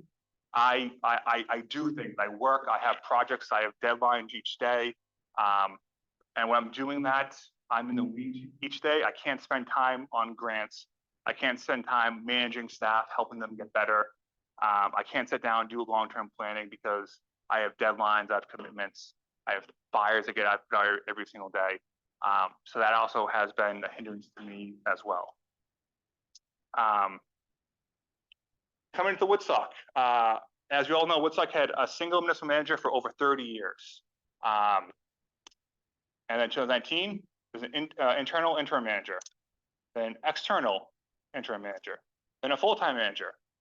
Then 2 years later, internal interim manager again, then another external internal manager, and then I was hired. So in 5 years, there were 7 people that were municipal manager in that time frame. Granted, Chief Green was there twice, but it's still 7 different people sat in that chair in a span of 5 years trying to manage a town. So what does that mean? Why is that a big deal? Has led to numerous issues. One, board members have felt the need or saw a need to be more involved in daily operations of the municipality because there's no real leadership. Board members felt, okay, well, I have to step up because there's no one here to help. Although that's great, it also creates confusion with staff members about power, responsibilities, and priorities. If I'm asking an employee to do something, a board member is asking them to do something, and the department head is asking them to do something, what are they going to do? Who are they going to listen to? How their priorities going to shift? How are they going to make Susan happy, but also me happy, but also Stephen happy at the same time, right? So it kind of creates this narrative where they're in a situation where they don't know what to do, they feel powerless, and they feel no matter what they do, they're going to let someone down. No real policies or procedures in place. We talked about this kind of in the personnel policy as well. We have the personnel policy, we have union contracts. That's it. There's no other policies we follow. There is no institutional knowledge. So by having that gap of 7 people in 5 years, you don't have someone you can go to and say, hey, what was that thing 5 years ago that happened? What was that thing 3 years ago that happened? Or why did this happen? There's just a gap of knowledge at the top level. That also created no oversight or in-depth knowledge of our finances. Robert's here, probably once a day, Robert comes in and says, what's this? And I say, I don't know. And then we have to spend half an hour trying to find out what it is. There's no one we can go to say, hey, can you talk to me about this? So that kind of creates a real gap of knowledge there. Another thing is departments having to operate on their own, not communicating with other departments, and pushing back against the manager's office. In other words, when there's no leadership there, departments learned or thought they had to defend themselves and fight for themselves. It also creates a mistrust of chain of command. If they feel like they have to do things themselves, they're not going to listen to me, talk to me, or the person in my position because they think, well, the last person didn't help me and they were here for 6 months, they were gone. I'm still here. I know what's right. I need to do these things. They operate in silos. They say, again, you know, if they can't trust that someone's going to be in this job for a long term, they're going to say, okay, I have to do what I have to do for my department, and that's all I care about because I'm not going to have the support of someone 3 years from now. You know, if I go to the department head and say, hey, listen, I know you're asking for a new employee. I can give it to you this year. You know, we really need someone else in planning and zoning, so they get the employee this year. If they know I'm here for 5 years and next year I'll come back and say, yep, it's your turn for a new employee, They're gonna do that. If they think Eric's gonna be gone in 6 months, they're not gonna want to listen to me on that. Again, if no one is in charge, then everyone is in charge. If there's no leadership, then everyone thinks they're in charge and their opinions are what matter and their view of things is what matters. Then also the famous thing, things are always done this way and they're gonna last you. So if they, again, see 7 people in a chair in 5 years, they're gonna say, we're not gonna listen to him because he'll be here for a year and all the changes he wants to make don't matter. So it's pushing back, and that's daily of people saying like, hey, we're gonna do this way. And in their head, they're like, yeah, but is Eric gonna be here in a year? And if he's probably not gonna be, but I'm gonna be here. So I'm not gonna really buy into what he wants to do. So that creates lack of efficiencies. We're not talking to each other, lack of trust that we're all doing the same thing, working on the same team, and really not a collaborative environment because again, everyone's focused on what's best for themselves instead of what's best for the municipality. So what have we done to kind of fix that? So we've taken small changes so far to kind of help fix that. One thing with the boards, I want to thank all of you for it, is we have kind of agreed to our roles. It's your job to legislate, it's my job to manage. So you create the laws, the ordinance, you create the personnel policy, you vote on it, I make sure it's followed after the fact. And we're doing a very good job of kind of having that chain of command so employees know, I know, you know, how things flow. It goes from board member to the chair to me, down to employee. So we're all kind of all on the same page. So then I get information and say, so let's say Laura wants Plan Zone to do something. She comes to me and says, okay, can Plan Zone do X? I say, yes, but I know they're doing short-term rentals. So I say, okay, it's gonna take a week and a half because I know Steve and Stephanie are working on this, so you're gonna have to wait. And then Steven doesn't feel bogged down by too many requests, and we can kind of make things be as efficient as possible. We've created organizational charts that kind of show where everyone sits and where everyone's located. That's quite small, but you'll see, to make you guys happy, you're up top above everyone else. It goes down to me, then department heads, and then to the employees below there. So kind of very crystallized view of how things should be.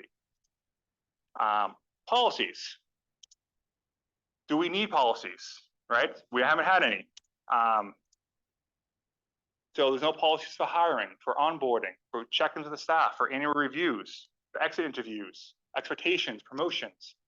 No financial policies for accounts payable, for receivables, for payroll, for reimbursements, for procurement. One of the things I saw in my first months was a reimbursement from an employee. They were at a conference.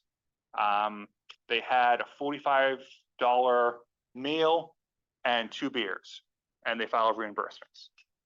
Now, never do any place ever reimburse alcohol, but we didn't have a policy. I had no leg to stand on to deny that because we had nothing to go back to. So not ideal. The internal joke we have is if you ask them about a policy, we don't have one, right? Because we just didn't have anything in place. So anytime someone says a policy for that, no, there's no policy. So what does that mean? We can't enforce the right thing to do or provide any oversight if no one knows what's expected of them, right? If we don't have a policy in place, how can you say to someone, you're doing the wrong thing when we never told them what they should be doing?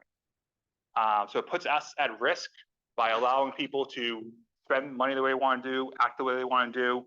And also perpetuates the idea that we've always done it this way is correct because there's no other way we've told them to do it. Opens up bad financial decisions. So think of no procurement rules, right? So we're not telling people to get 3 quotes. We're not telling them to go to bid. We're not telling them to not call their friend and say, hey, John, can you come over and do this for us? We'll pay you, right? So not having those things in place opens us up to very bad financial decisions. Bad personnel decisions, right? If we don't have a way to hire people, talk to employees, manage them, we're going to make bad decisions and then not be able to manage them correctly in the moment. With also these policies, we don't know how employees are feeling. We hire them, put them in the job, and then we don't check in with them. And until they come to us and say, hey, I'm leaving, they're like, oh my God, what's wrong? Why are you leaving? Right? There's nothing in place to kind of talk to employees, figure out what they're doing, figure out what they're feeling, and then make changes and better the situation while they're still here, while it's still salvageable, now when they're handing the 2-week notice and going to another job. Also, with policies not being in place, it's hard to know what we're doing well and what we're not doing well. So I've talked constantly about needing more staffing and needing more technology.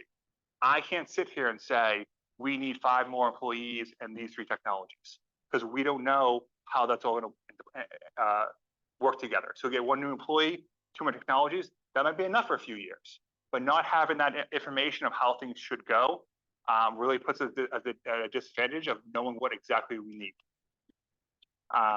In short, without policies that change that, it's like we're trying to escape a cave with a lighter, right? We're not gonna be able to do it. We have this little thing, it's all dark.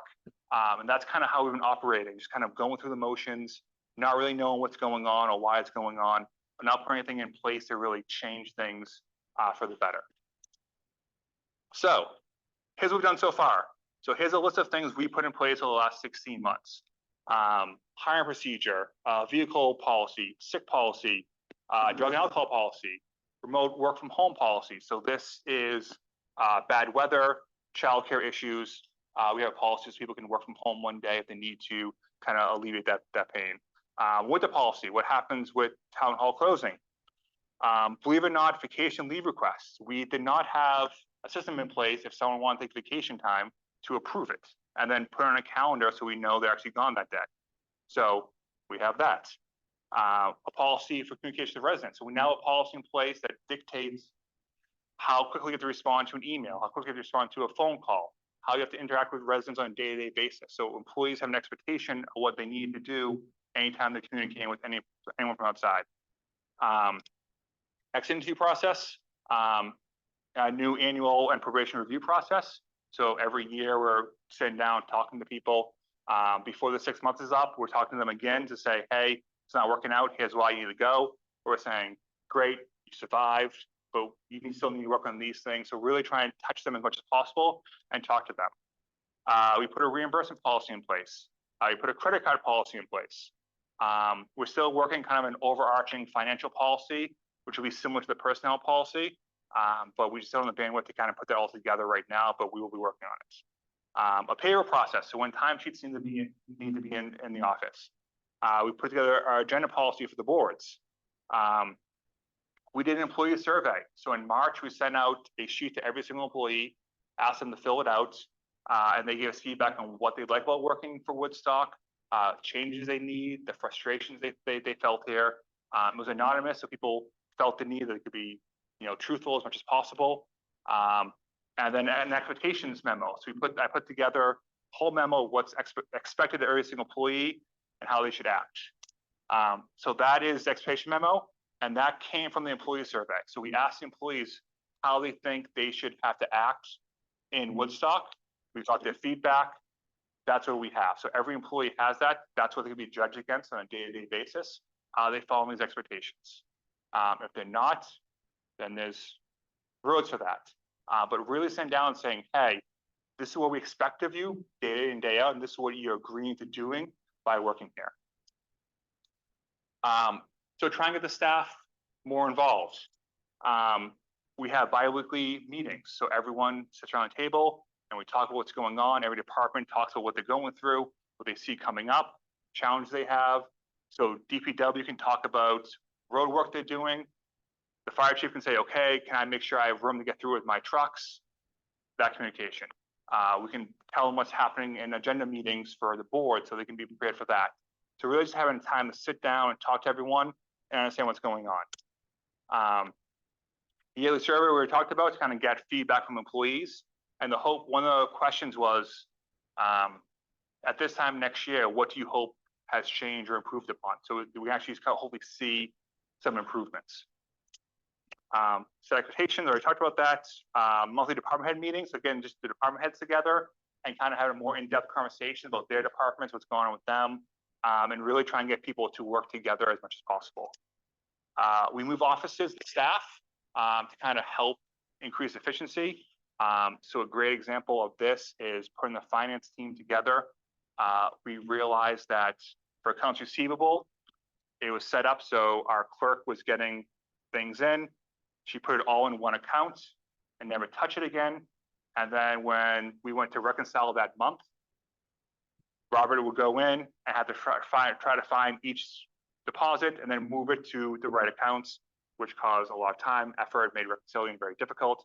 So Robert gave them the access to deposit the money in the right accounts immediately.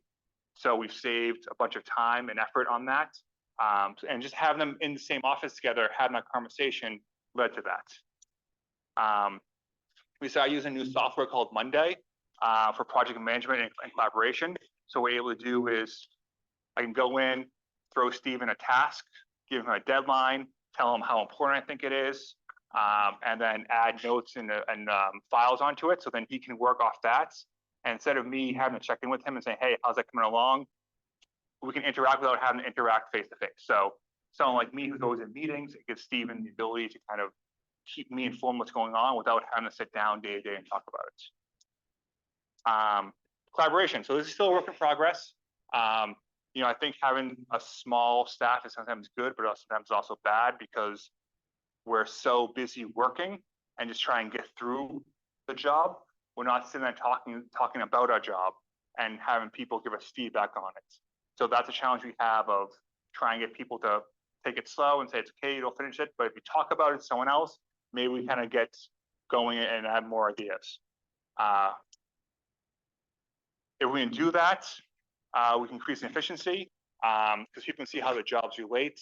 I think it's start communicating better, and they also can share the work. So if people are doing twice the work, they may not know that they don't talk to each other, but they start talking to each other, then we kind of make changes that way. Ask the question: is there a better way to do this? Again, if someone's doing the job, they've always done the job, they're always going to do it the same way. If you start talking to someone else about it, and they say, "Hey, have you thought about this? Have you thought about that?" Suddenly, new ideas come, we become more efficient. So on this, I cannot take credit for any of this, but the listers and planning and zoning got together one day, started talking about, you know, how things flow when it comes to permits and occupancy, and they realized that in a gap of transition, there was no communication, and so they decided pulling reports and looking to see what permits were filed and if they were on the grand list or not. Through that process, they found almost $6.5 million that they added to the grand list in just the last year by just having those conversations. Coming in and saying, hey, I thought of this idea, and working together, they found $6.5 million that we were not taxing previously. So that's just one example of people working together. When you give them the space and time, they actually do some of these things that are net benefits to the town. So now we put in place some policies that won't happen in the future. So one, we got the money, but two, we'll ensure it never happens again. Financials and finance. Let's play another game. 4th of July is coming up on July 5th. Does anyone in here know how much we spend on fireworks? $7,500. How much? 500. Anyone else? So what, 20 minutes? Right? Anyone take another guess? Robert knows. 1,000. Huh? $11,000. So we spent $11,000 for the contract for the fireworks. Does not include anyone's time, effort, or anything else that goes into it. Does anyone guess how much money we spend on our financial software that does our accounts payable, accounts receivable, payroll, our grand list, our benefits, and our employee maintenance and our budgeting? We'll go with 10,000. Anyone else? 30. Only because you had 11. So. Oh, I'm gonna say 30. Okay, Is this number? it is Nemrick. Oh, $60,000. what? Really? much? Hey, I won.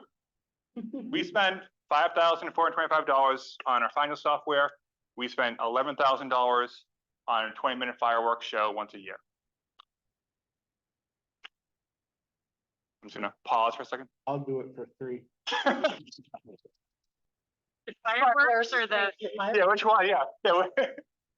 The fireworks, I'm out of my boundary on that. So I just want that to sink in for a second. So the program we use the most that gives us the money, tracks the money, pays our employees, does the grand list that we added $6.5 million to, we pay half of what we pay for fireworks. What's the point there though? Wait, does that program work? I will get into it, but it works, but not well. Works, but well, does the fireworks work? Yes. Big bang. So we're digging ourselves out of a hole of unknown financials. Part of this is the software. The software can only do so much. So we can't, to investigate one deposit takes 2 or 3 reports and takes probably 30 minutes to just pull up one deposit from 2 years ago. So we're wasting 30 minutes on a solution that could very well be found in 2 minutes on other software. Not having that financial information from before. We don't know how bad things or how good things are. We have the audits, we base our things off that, but just not knowing where money is or where money is allocated. Another great example of this is for the last 2 or 3 years, the town has allocated money in the operating budget for the South Woodstock wastewater plant. It was on the capital reserves, it was in the operating line. We haven't been paying the bond yet because it has come due. So each year on June 30th, that money went away into an undesignated fund balance. The money is still there, but it was never allocated to the South Woodstock plant. So we found that out. There's going to be in front of the select board next week to do a transfer to fix that. But that's just an example of 3 or 4 years of money not being allocated to the correct place. And luckily we found that, so we're gonna make that change. But these are things we're finding out almost daily on how things are or not. To fix that, Robert's here, so new finance director.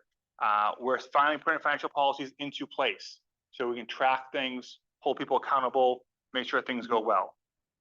We're gonna take a new approach to the budget for FY26. We're gonna try zero budgeting, which is kind of a different approach. So typically we say, plan and zoning, last year you spent $1,000 on office supplies, here's another $1,000 for office supplies. What we're gonna say is, here's a budget, create your budget, and then justify every single expense to us. So it's gonna give them the chance to say, okay, here are things I need and here's why I need them, and then we can decide how best that will work.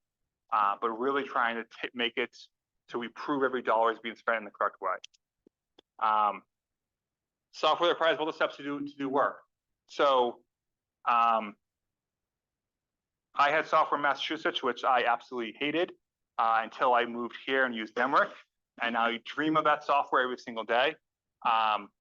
What the software we currently have is 8 or 9 steps to get one thing done. That's including 8 or 9 clicks. That's including going through the system and trying to find things. Trying to figure out why something happened or track an expense. If you ever want to have fun, go watch Roberts with 8 different pieces of paper in his hand, trying to track how this transfer came in here and how it ended up over here. Because it's not as simple as clicking on it and seeing the history. You have to pull things all over the place. So it's not a good way to track money. It's not a good way to use it. It also takes up a lot of our time internally trying to work through it to get simple answers that take way too long. So we're going to try to do some things to fix that. We're going to start using a payroll software that's going to streamline our payroll. It's going to take it from taking a day to probably about 2 hours. It's going to be all automated. It's going to give employees the ability to see all their information online, so they don't have to ask us for their accrual time. They'll be able to see it right there. If there are mistakes, they'll be able to see them in live time, so we can fix them immediately. So we're going to use that. I will come back at some point and ask for new software, whether it's AP software to attach to Nemrick or something else. That's going to be a future ask of mine.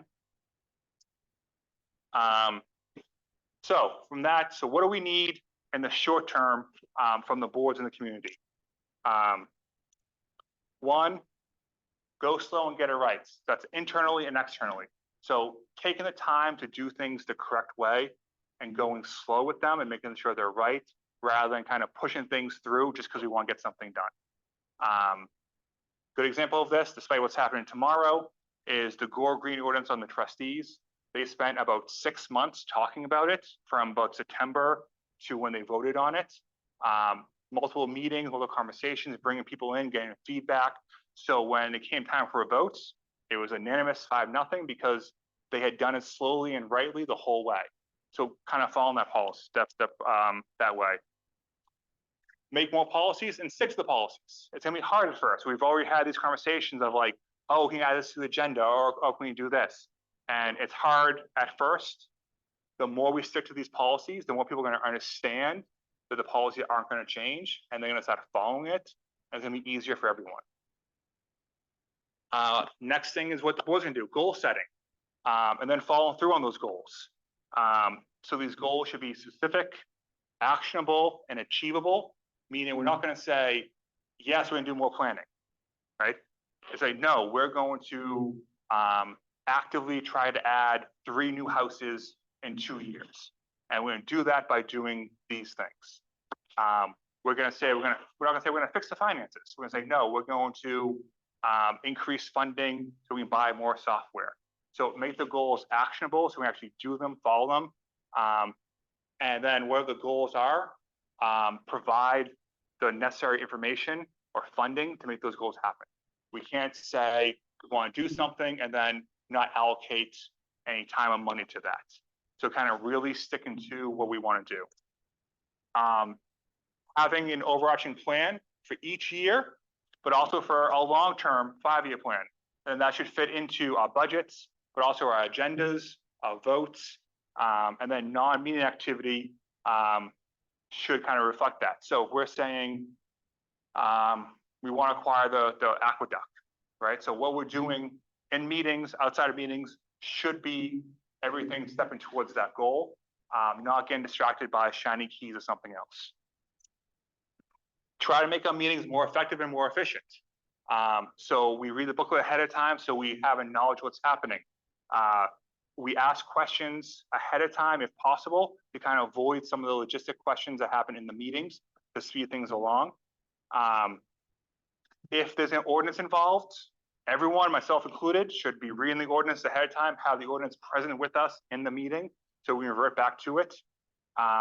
And then using agendas to actually help run the meetings.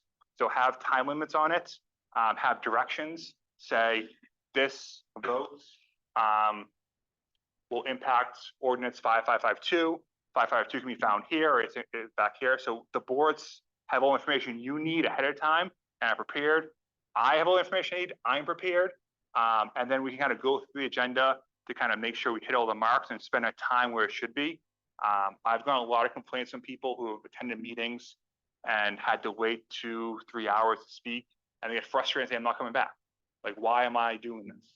I just want to, ride my bike through the green or something. I had to spend 3 hours sitting through a meeting about whatever. So trying to make sure the meetings are effective, but also show the residents that we're doing the work, right? That we value their time and their effort, and we're taking what we can do to do a good job for them.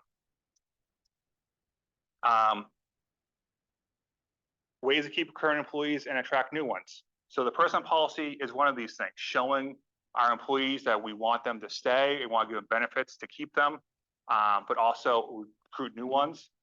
It is very, very, very challenging to get employees here these days. In my 16 months, I probably hired for somewhere between 5 and 8 positions. You're lucky if you get 5 applicants for a department head job. You're lucky if 2 of them show up to the interview, and you're lucky if 1 of them is qualified. And that is across the board, not just here, but other managers I talk about. It's very, very difficult to get employees. The one benefit we've had since I've been here is our health insurance. We've had 3 employees join us solely based on the health insurance, knowing that either had a family and they needed it, or because the health insurance is so good, it offsets the decrease in salary they were taking. But for someone who moved here in the last 2 years, it's challenging to move here. The cost of living is higher than it is in Boston. I go to Boston, I feel like I'm at the dollar store, because things are cheaper than they are in Woodstock sometimes. Buying a house here is difficult, but getting an apartment here is difficult. So you're telling someone, hey, come work for $60,000, but we can't guarantee you a house, can't guarantee you an apartment. Nothing's open till Wednesday nights. You may have to drive 45 minutes to this job. That's not a very attractive way to recruit people. So the people we have, we have to find ways to keep them. and find creative ways to get new people in here. More staff, talk about this all the time. We have a new staff member that starts in July 1, so thank you to the board for approving that and the residents for approving that. I'm very thankful. But every situation is a zero-sum game, which means every decision we have with staff means if they're doing one thing, they're not doing something else. So it's not a matter of most people having the free time to do it. It's, here are 3 things, you have an hour, which one are you going to do? And which 2 can we kick till tomorrow or the next day? And when you get to that thing, 5 more things will fall on your table. So it's really a situation where we're constantly up against it, trying to figure out what to do. We just don't have the staffing to really do the things we need to do internally. More technology investments. By having technology that can do some of the work for us, we may not need as much staff, right? But regardless, we can be more effective and more efficient if we have things online. We have permanent software. People can do their permits online. They'll flow through us online. It's going to cut down on people coming in, which gives us more time. It's going to put checks and balances through the permanent process. We found out recently that I think on sewer permits, we were not checking if they actually paid.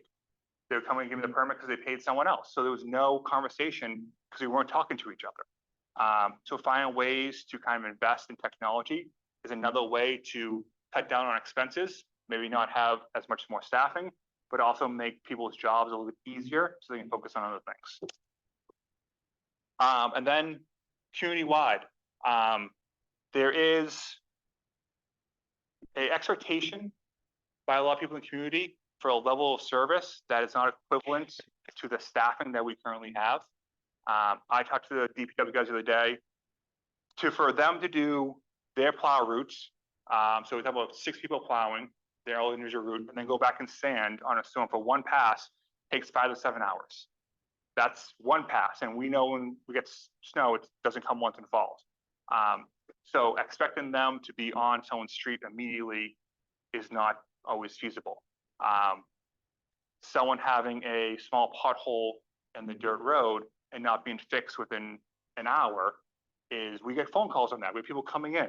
You know, more than once I've gotten a missed phone call, then an email, and the person's in my office within an hour of that first missed call, asking why I haven't got back to them yet. So this kind of expectation versus what we can actually provide is something that we really need for people to understand that we can't be at the beck and call every 2 seconds. We're going to get to your issue, we're going to fix it, we're going to solve it, but it may take more time than you think it should be.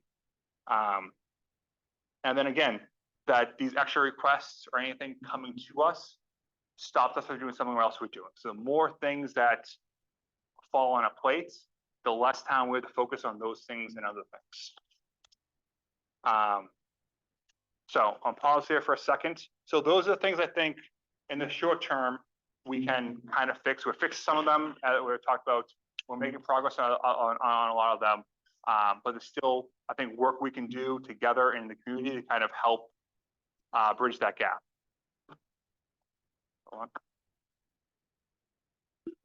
And this is where I get in trouble.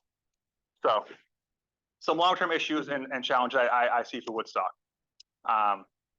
One is I think there's a tendency to focus on small concerns rather than the larger, harder topics. Being passive about big issues, but being active about small issues. You know, I get people more excited about overflowing trash can than I do about a wastewater plant. More people excited about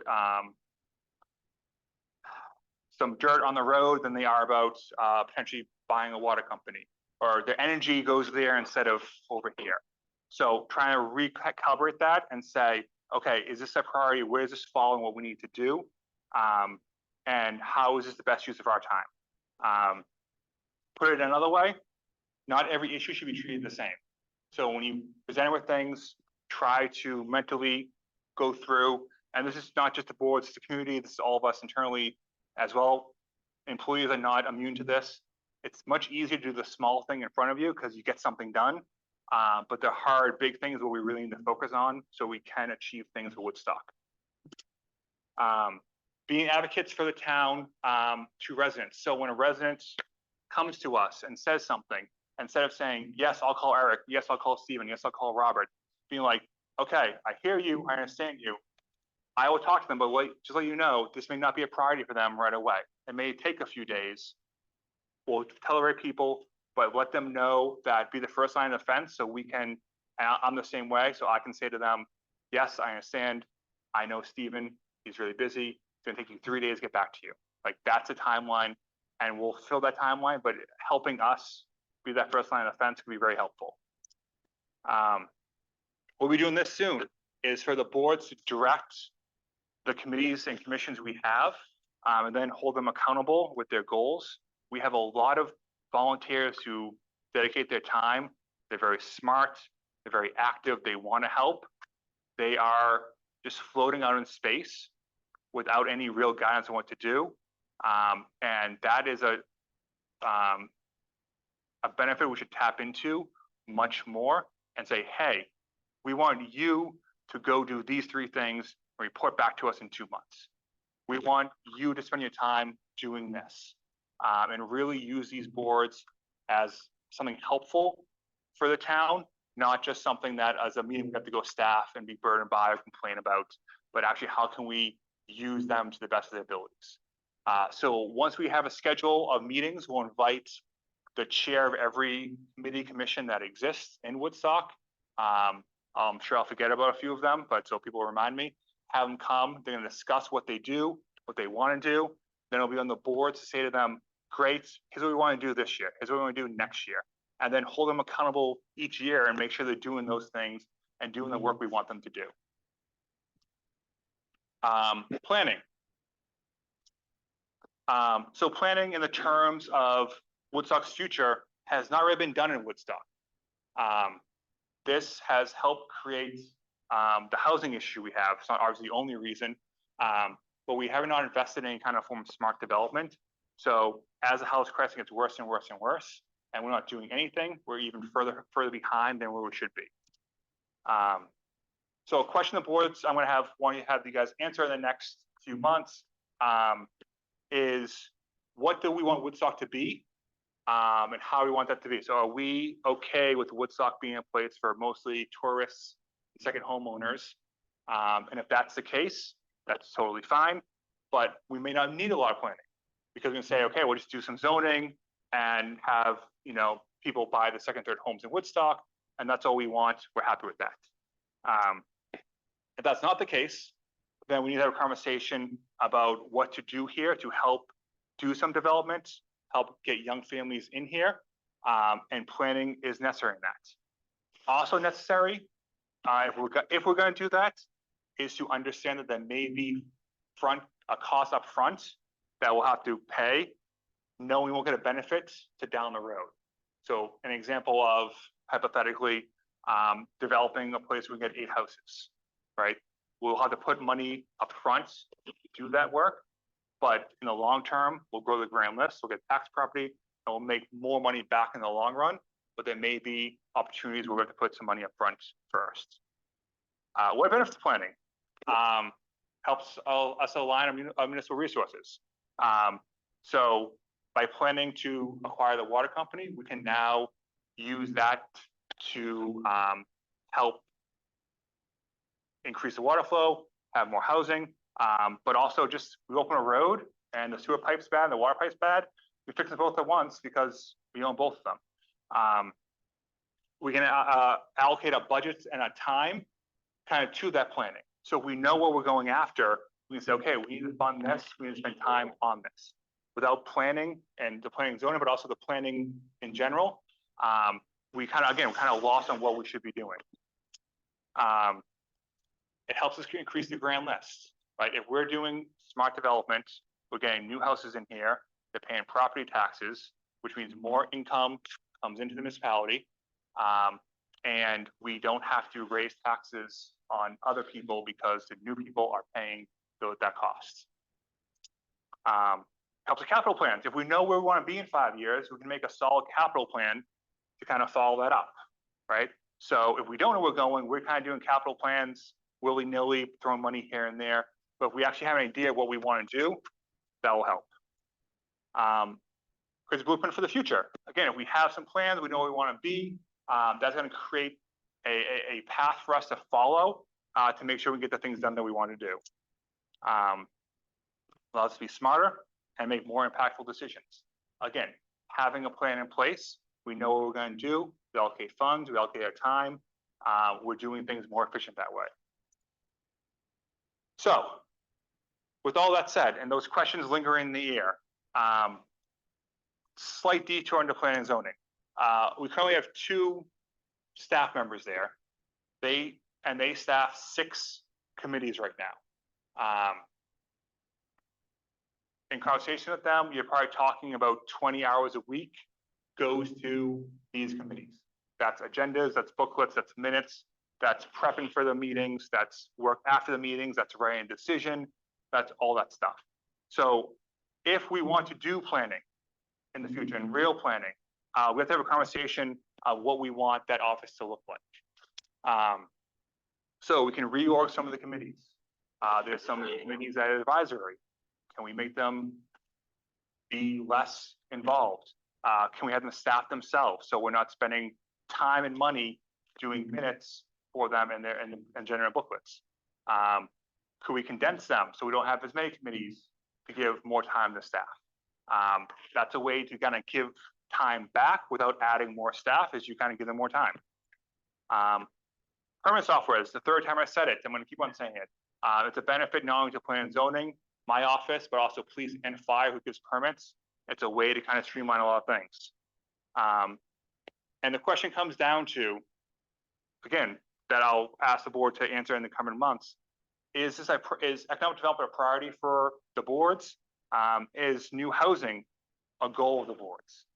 If it is, then we have to take steps to get there. If it's not, then we have a different conversation of what Woodstock's going to be if we're going to kind of keep the status quo and rely on the current population to pay increased taxes as costs continue to rise. So we have to answer this question and then decide, once we answer that question, where we want to go. And then long term, what's the next 10, 20 years of Woodstock? What does it look like? What do we want it to be? Again, that will allow us to kind of shape how we want this place to be. If it's the board's decision that we don't want development, and we want to keep things the way they are, then great, we can plan out how we have to spend money the next 20 years. But these conversations kind of need to happen. Local businesses. So a great thing about Woodstock is we have the village, small, cute stores, very engaged, active business owners. We have 2 of them on the board. We have another business owner as well. They're not in the village, but still there. I've had numerous conversations with business owners. Some business owners who are in Woodstock now, some who have left, some who refuse to come into Woodstock. And what they say to me is they get the feeling that they're not welcomed in Woodstock, that the zoning laws prohibit them from being what they want to do, that the government here is quote unquote making things more difficult for them. That is what I'm hearing from a lot of people. When I moved here, I was in a different town talking to a business owner, told them I was so excited. I'm the new manager of Woodstock. And he went on a 30-minute tirade about why he would never do business in Woodstock. He owns 2 very successful businesses in another town that would fit perfectly in Woodstock. I don't think will ever come here. I talked to another business owner who had left Woodstock recently. Not knowing this, I just said, oh yeah, I'm the town manager of Woodstock. And 20 minutes later, he's still yelling at me about things that happened 10 years ago. And I was like, not my fault. So there's that sense in the community. On top of that, they have high rents and absentee landlords. They don't have landlords who live in the community who have a general engagement in them being successful. Housing for employees. Talk to any business owner, the first thing they'll say is housing, housing, housing. I saw a business owner 2 weeks ago. I was dropping my dog off at puppy camp. I said, hey, how you doing? He said, hey, how you doing? He's like, yep, need more housing for employees. And I was like, it's 7:30. Can I just drop my dog off and, get to work? But, that's what he's thinking at 7:30 in the morning on a Thursday. The moment he sees me, housing, housing, housing. The tourist versus residence issue, you know, they have to cater to tourists because that's where the money comes from, but not also shun residents who are here year round. Then the lack of tourists. So what do they do when it's mud season or stick season? When people aren't around, how are they going to make it their business so they can be here year round? And also have full-time employees year round too. So I think we need to consider the importance tourism has on the community, the role it plays in Woodstock, and why people do come here. We have to work with and listen to the business owners. So what do they need? What do they want? Obviously, employee housing, maybe parking, but what else do they really need? How can we help them? We know they need employee housing. We know they need parking solutions, but what can we actually do to help them? I don't think we have a solution. If we did, we'd have it, but we need to think about these things. There are way too many empty storefronts in Woodstock for what Woodstock is, and we need to find a way to fix that. Oh, there it is. I already said that. And then making owning a business Woodstock attractive. We want people to want to be here. We want people clamoring to get into these storefronts and open businesses, and we want them to be successful and get here. We don't want them being, it's too much work, I'm gonna go down the road, or I'm gonna go somewhere else. We want them to be here having successful businesses. We want to make someone go from the inn all the way down to East End Park and have a great time going to different shops and stores and really exploring Woodstock. And just on that, I'm going to be working with planning and zoning. We're going to be creating or hosting a business owner forum somewhere in the next month, where I'm going to invite all businesses to the town hall roundtable, just let them talk to me about what they want, what they need, their issues, their concerns, in a format where hopefully they'll feel comfortable speaking up to me. And because it's me, I can't legislate anything, so there won't be any ask. They can just kind of speak freely to me. And I'm hoping that's kind of our first step to figure out where we can go. Next, the village. So, at the risk of making more people upset, the village budget is about $1.5 million for this year, starting July 1. About $700,000 of that is property tax. The rest, about $850,000, is from local revenue. Of that $850,000, $459,000, or 30% of all revenue that the village receives, comes from the town for the police contract, where the village supplies police coverage for the entire town. I want you to picture in your head for a second a scenario where the town decides not to contract with the village for police services. What happens then? 30% of the village revenue is gone in a second. That's $450,000 gone. Talking to Chief Swanson, he assumed that would be 2 to 3 officers gone, and then a cut of service from 24/7 service to something like Monday through Friday, 7 to 7. So a massive chunk of the village's revenue hinges on the town and the contract we have in place. I'm not saying the town's going to do anything, and I would advocate that they do, but that is a risk for the village of so much of your budget hinges on this one thing that could be taken away relatively easily and quickly.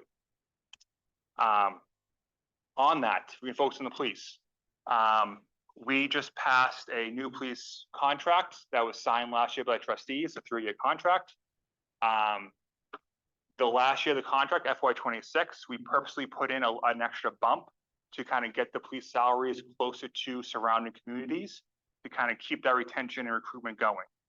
And that was purposeful. We had a list of what other towns and cities make, and so we kind of tried to compare to that. With no other changes to the village budget, so not including my salary that's allocated there, or plan and zone, or anything else, that salary increase is going to be about an 8.5% increase for taxes for the village in that budget year. So if no revenue comes in, no new revenue, nothing else, we're looking at an 8.5% increase for the village just based on that. Higher when you consider rising costs of goods and services, but also my office salary is split, was it, Robert? 55, 25. So 25%. 20% of my salary, 25% planning and zoning, 25% of finance, is also in the village budget as well. So we're looking at a massive increase on the village side just for that. Why I bring that up? Because even with that increase we gave the police department to catch them up, we're already behind again. Bedford is already $2 more an hour than we are. Windsor is about $7 more an hour than we are. Other communities are much higher. The moment we signed, other people signed even higher. They have retention bonuses, they have sign-in bonuses, they're paying more per hour. So even taking on this financial task of trying to get them to a place close, we're still not close again because what's happening out there is police salaries are going through the roof because it's so hard to get people. So this is not obviously ideal for the village budgets. On top of that, we had the audit today. The village unfunded fund balance is under $8,000. What the undesignated fund balance is basically money that is not assigned to anything that sits in your account and can be used for emergencies, or if you're over budget, or if you're in a deficit, it's there to kind of provide some protection. What it means is, over the course of X amount of years, we've had more revenue than we had expenses. Last year, undesignated fund balance was zero. The year before that, it was in deficit. So this is better than we were, but it's not great. I think this year the village will probably add maybe $8,000 to $10,000 more to this account, hopefully. That's all we have, the village as a safety net. So there is no, if there is an emergency cost on the village side, there's no money there to really help it unless we dip into capital reserves to protect that. The undesignated fund balance for the town is $1.7 million. So that's, the town has a safety net. They have cautions. If we need to buy something, I know there's money there if we need to. When it comes to the village, there just isn't any wiggle room. And I'm running low on battery. Almost done. Covered that already. And then the village budget, because it relies on a small tax base, the appetite for large increases is not there because they're also being taxed by the town. So the village is paying taxes, two different sets of taxes. So the appetite for a large increase to kind of get us to a safe place may not be feasible. So it comes to my question is, how financially secure can the village be in the future? I don't know that answer yet, but these things I go over gives me concern about where we can be in the future if we don't have more development in the village to increase the grand list, or if we don't find revenue sources to help increase or match the normal services that are going up. We're giving employees 3% COLAs, inflation 7-8%, right? So we're not really even matching what's out there. So this is the second to last slide. So one, this is again, these are the bigger questions that I think we need to ask and look into. What are ways that we can increase revenue without passing all that cost on to businesses and residents who have already bear the brunt of a lot of this in the past? So we have to find new ways to get more revenue in the town, in the village. Is that increasing the grand list? Is it finding clever ways to raise more money? We have to figure that out. Second, I think we should investigate what it'll look like if we move the police department under the town government. That's what we did with DPW a while back. Is that a financial benefit to everyone? Is it not? We should look into it. We should investigate. We have to ask these questions so we know what the answers are before we do anything. Going through what we just looked like, this could be a way to share the cost over to the town, and then have a larger tax break, a larger tax base cover that cost. But something we should look into. Finally, the M word, merger. I've been here for 16 months. This has been talked about since I've been here. The last time a report was done was, I believe, 2005. And Jill Davies sent it to me today, so I appreciate it. But we should look into, is this a good idea? Is it a bad idea? And not just the things we always say for the last 5, 10, or whatever the case may be, but actually spend time to look into the cost benefit of this versus what we will lose. So would it help? Yes or no? Is it feasible? Can we actually do this? Is it a way to merge the two communities in a way that makes sense? If so, how will we do it? What's the timeline? What would it take to do it? What's the cost associated with it? What's Woodstock look like after? So if a merger happened, what is Woodstock then? What are the boards like? What are the residents like? How's everything set up? And then is there a way, if the merger happened, for the village to remain protected or is some way the same? Can there be zoning laws to protect that district or not? Things to look into. Someone could probably answer that question now. So I want to be clear in the email I sent to you, I'm saying we do a merger tomorrow. I'm not saying we move the police department to the town tomorrow. I'm not saying we do any of them right now. I think these are large questions that are going to dictate the future of Woodstock. And I think we have to at least talk about them and investigate them. And so we can make the best decision for Woodstock, whatever that is. And that's a job that I think the board should look into and discuss. And I'm happy to help in any way I can. So in conclusion, there's a reason why everyone here lives in Woodstock. There's a reason why I moved up here and took this job. We love Woodstock. We want to see it succeed. We want to see it thriving. We want it to be happy. We want people who have kids, have the kids here and have to raise the kids. We want people to come and visit. I love nothing more than having friends and family come up and say, let's go to Woodstock for the day. You know, I can't believe you work here. So we want that to happen. But there are challenges ahead. And we have to be willing to have the tough and uncomfortable conversations so we make the right decision for Woodstock.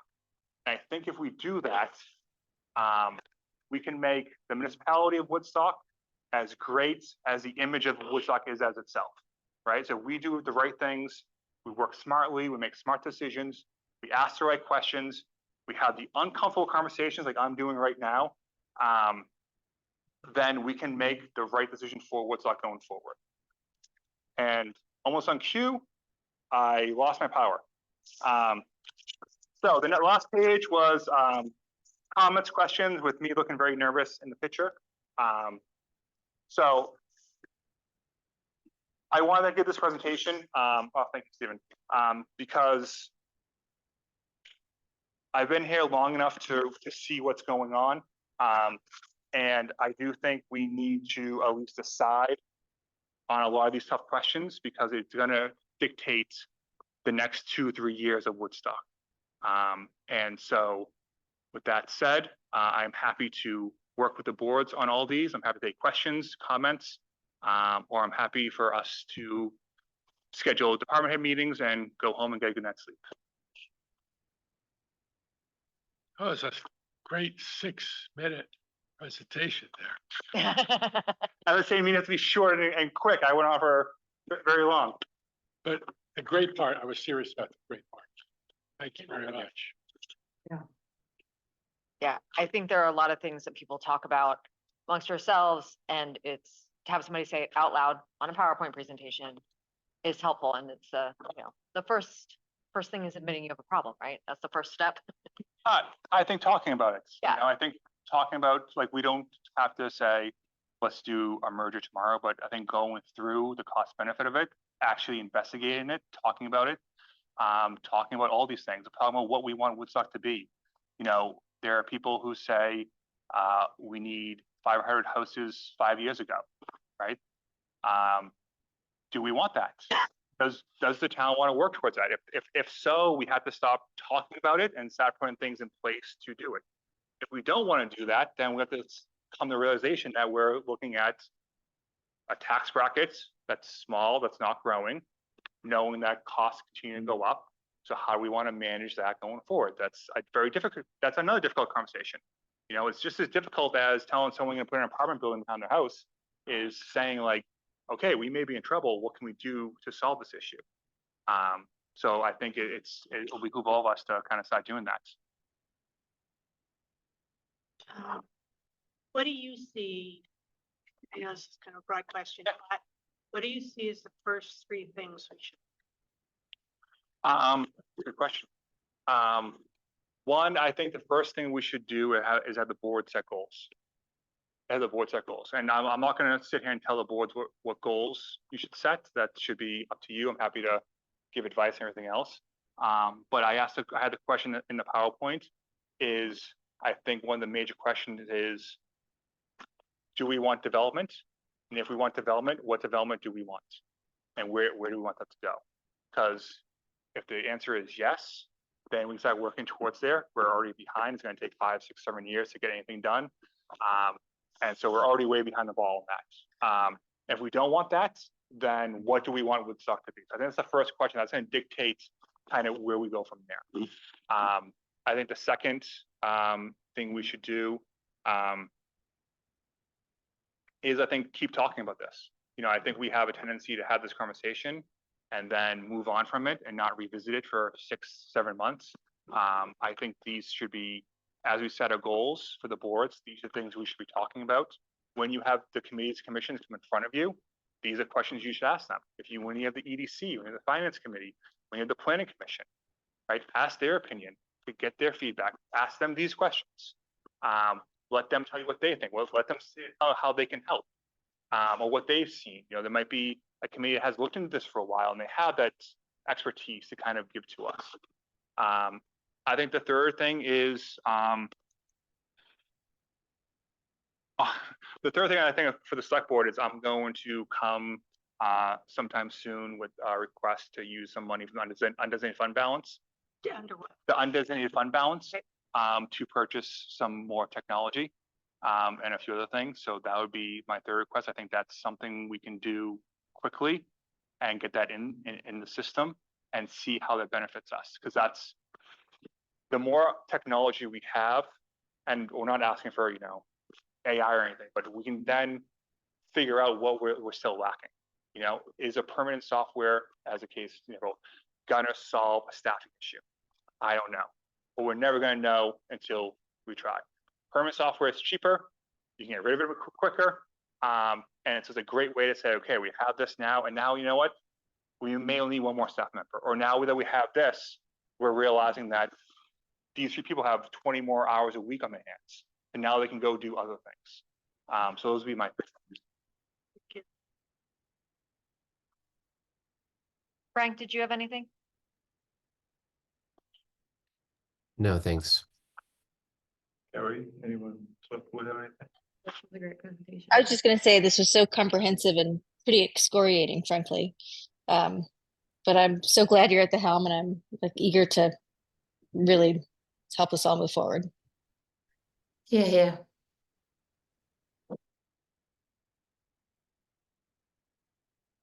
Else? Schedule some more meetings, guys. Yeah, okay, so the select board has a meeting next Tuesday at 6.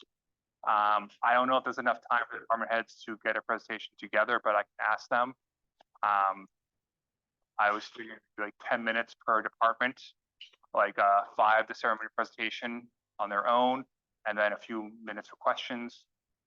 So we're talking about police, fire, planning, zoning. Right now, there's no director of public works.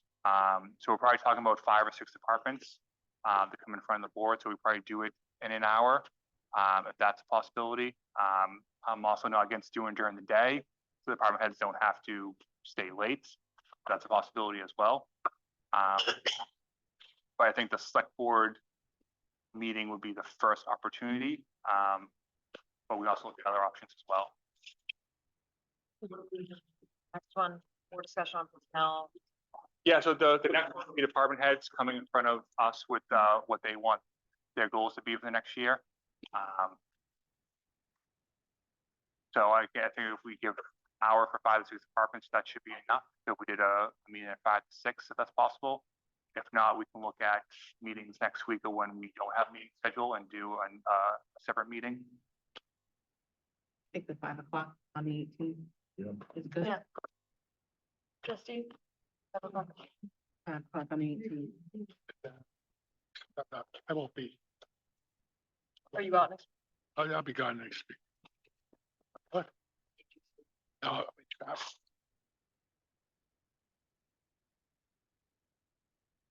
I can do Zoom. Will there be something so that Jeffrey can get caught up?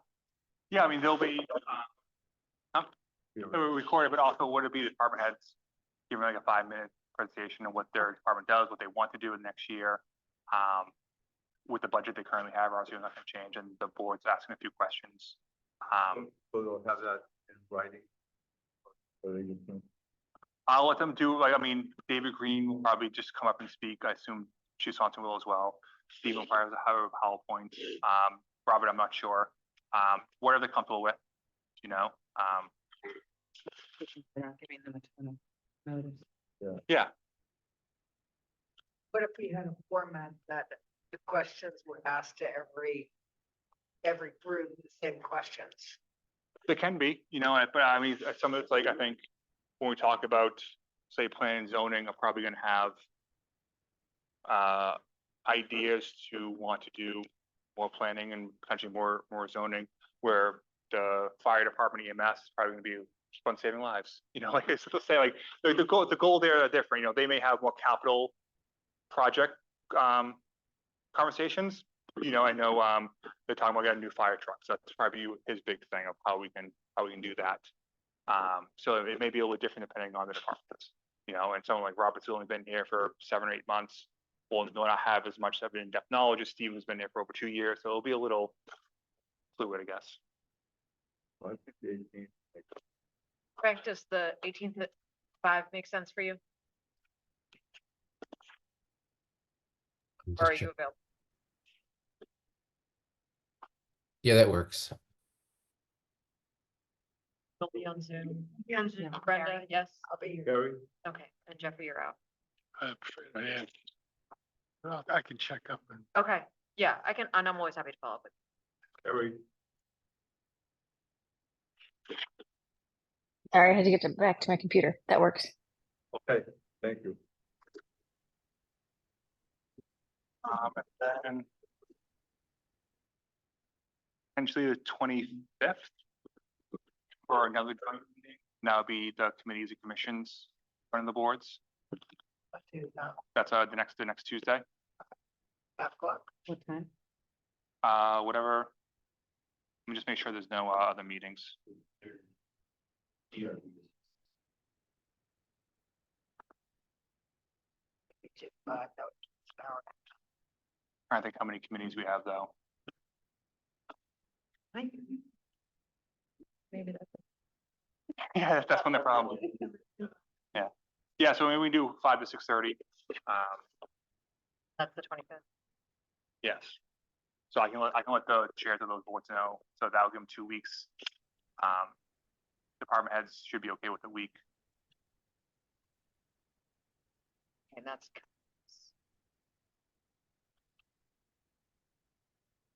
Thanks, 5 to 6:30. Yes. Frank? Is that good with you? Yeah, it looks good for me too. The 25th, correct? Yes.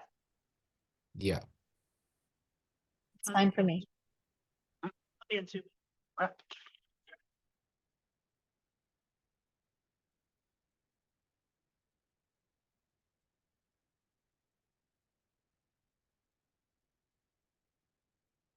The only thing I'll say is, you know, keep looking at personnel policy.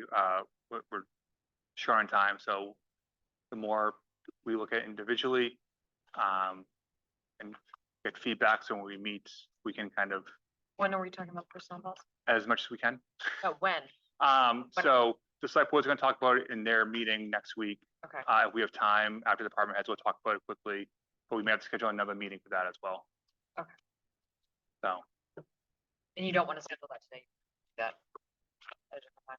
yeah, let's see how quickly the meeting on Yeah, they made, to go. they made a course. It's like nothing less.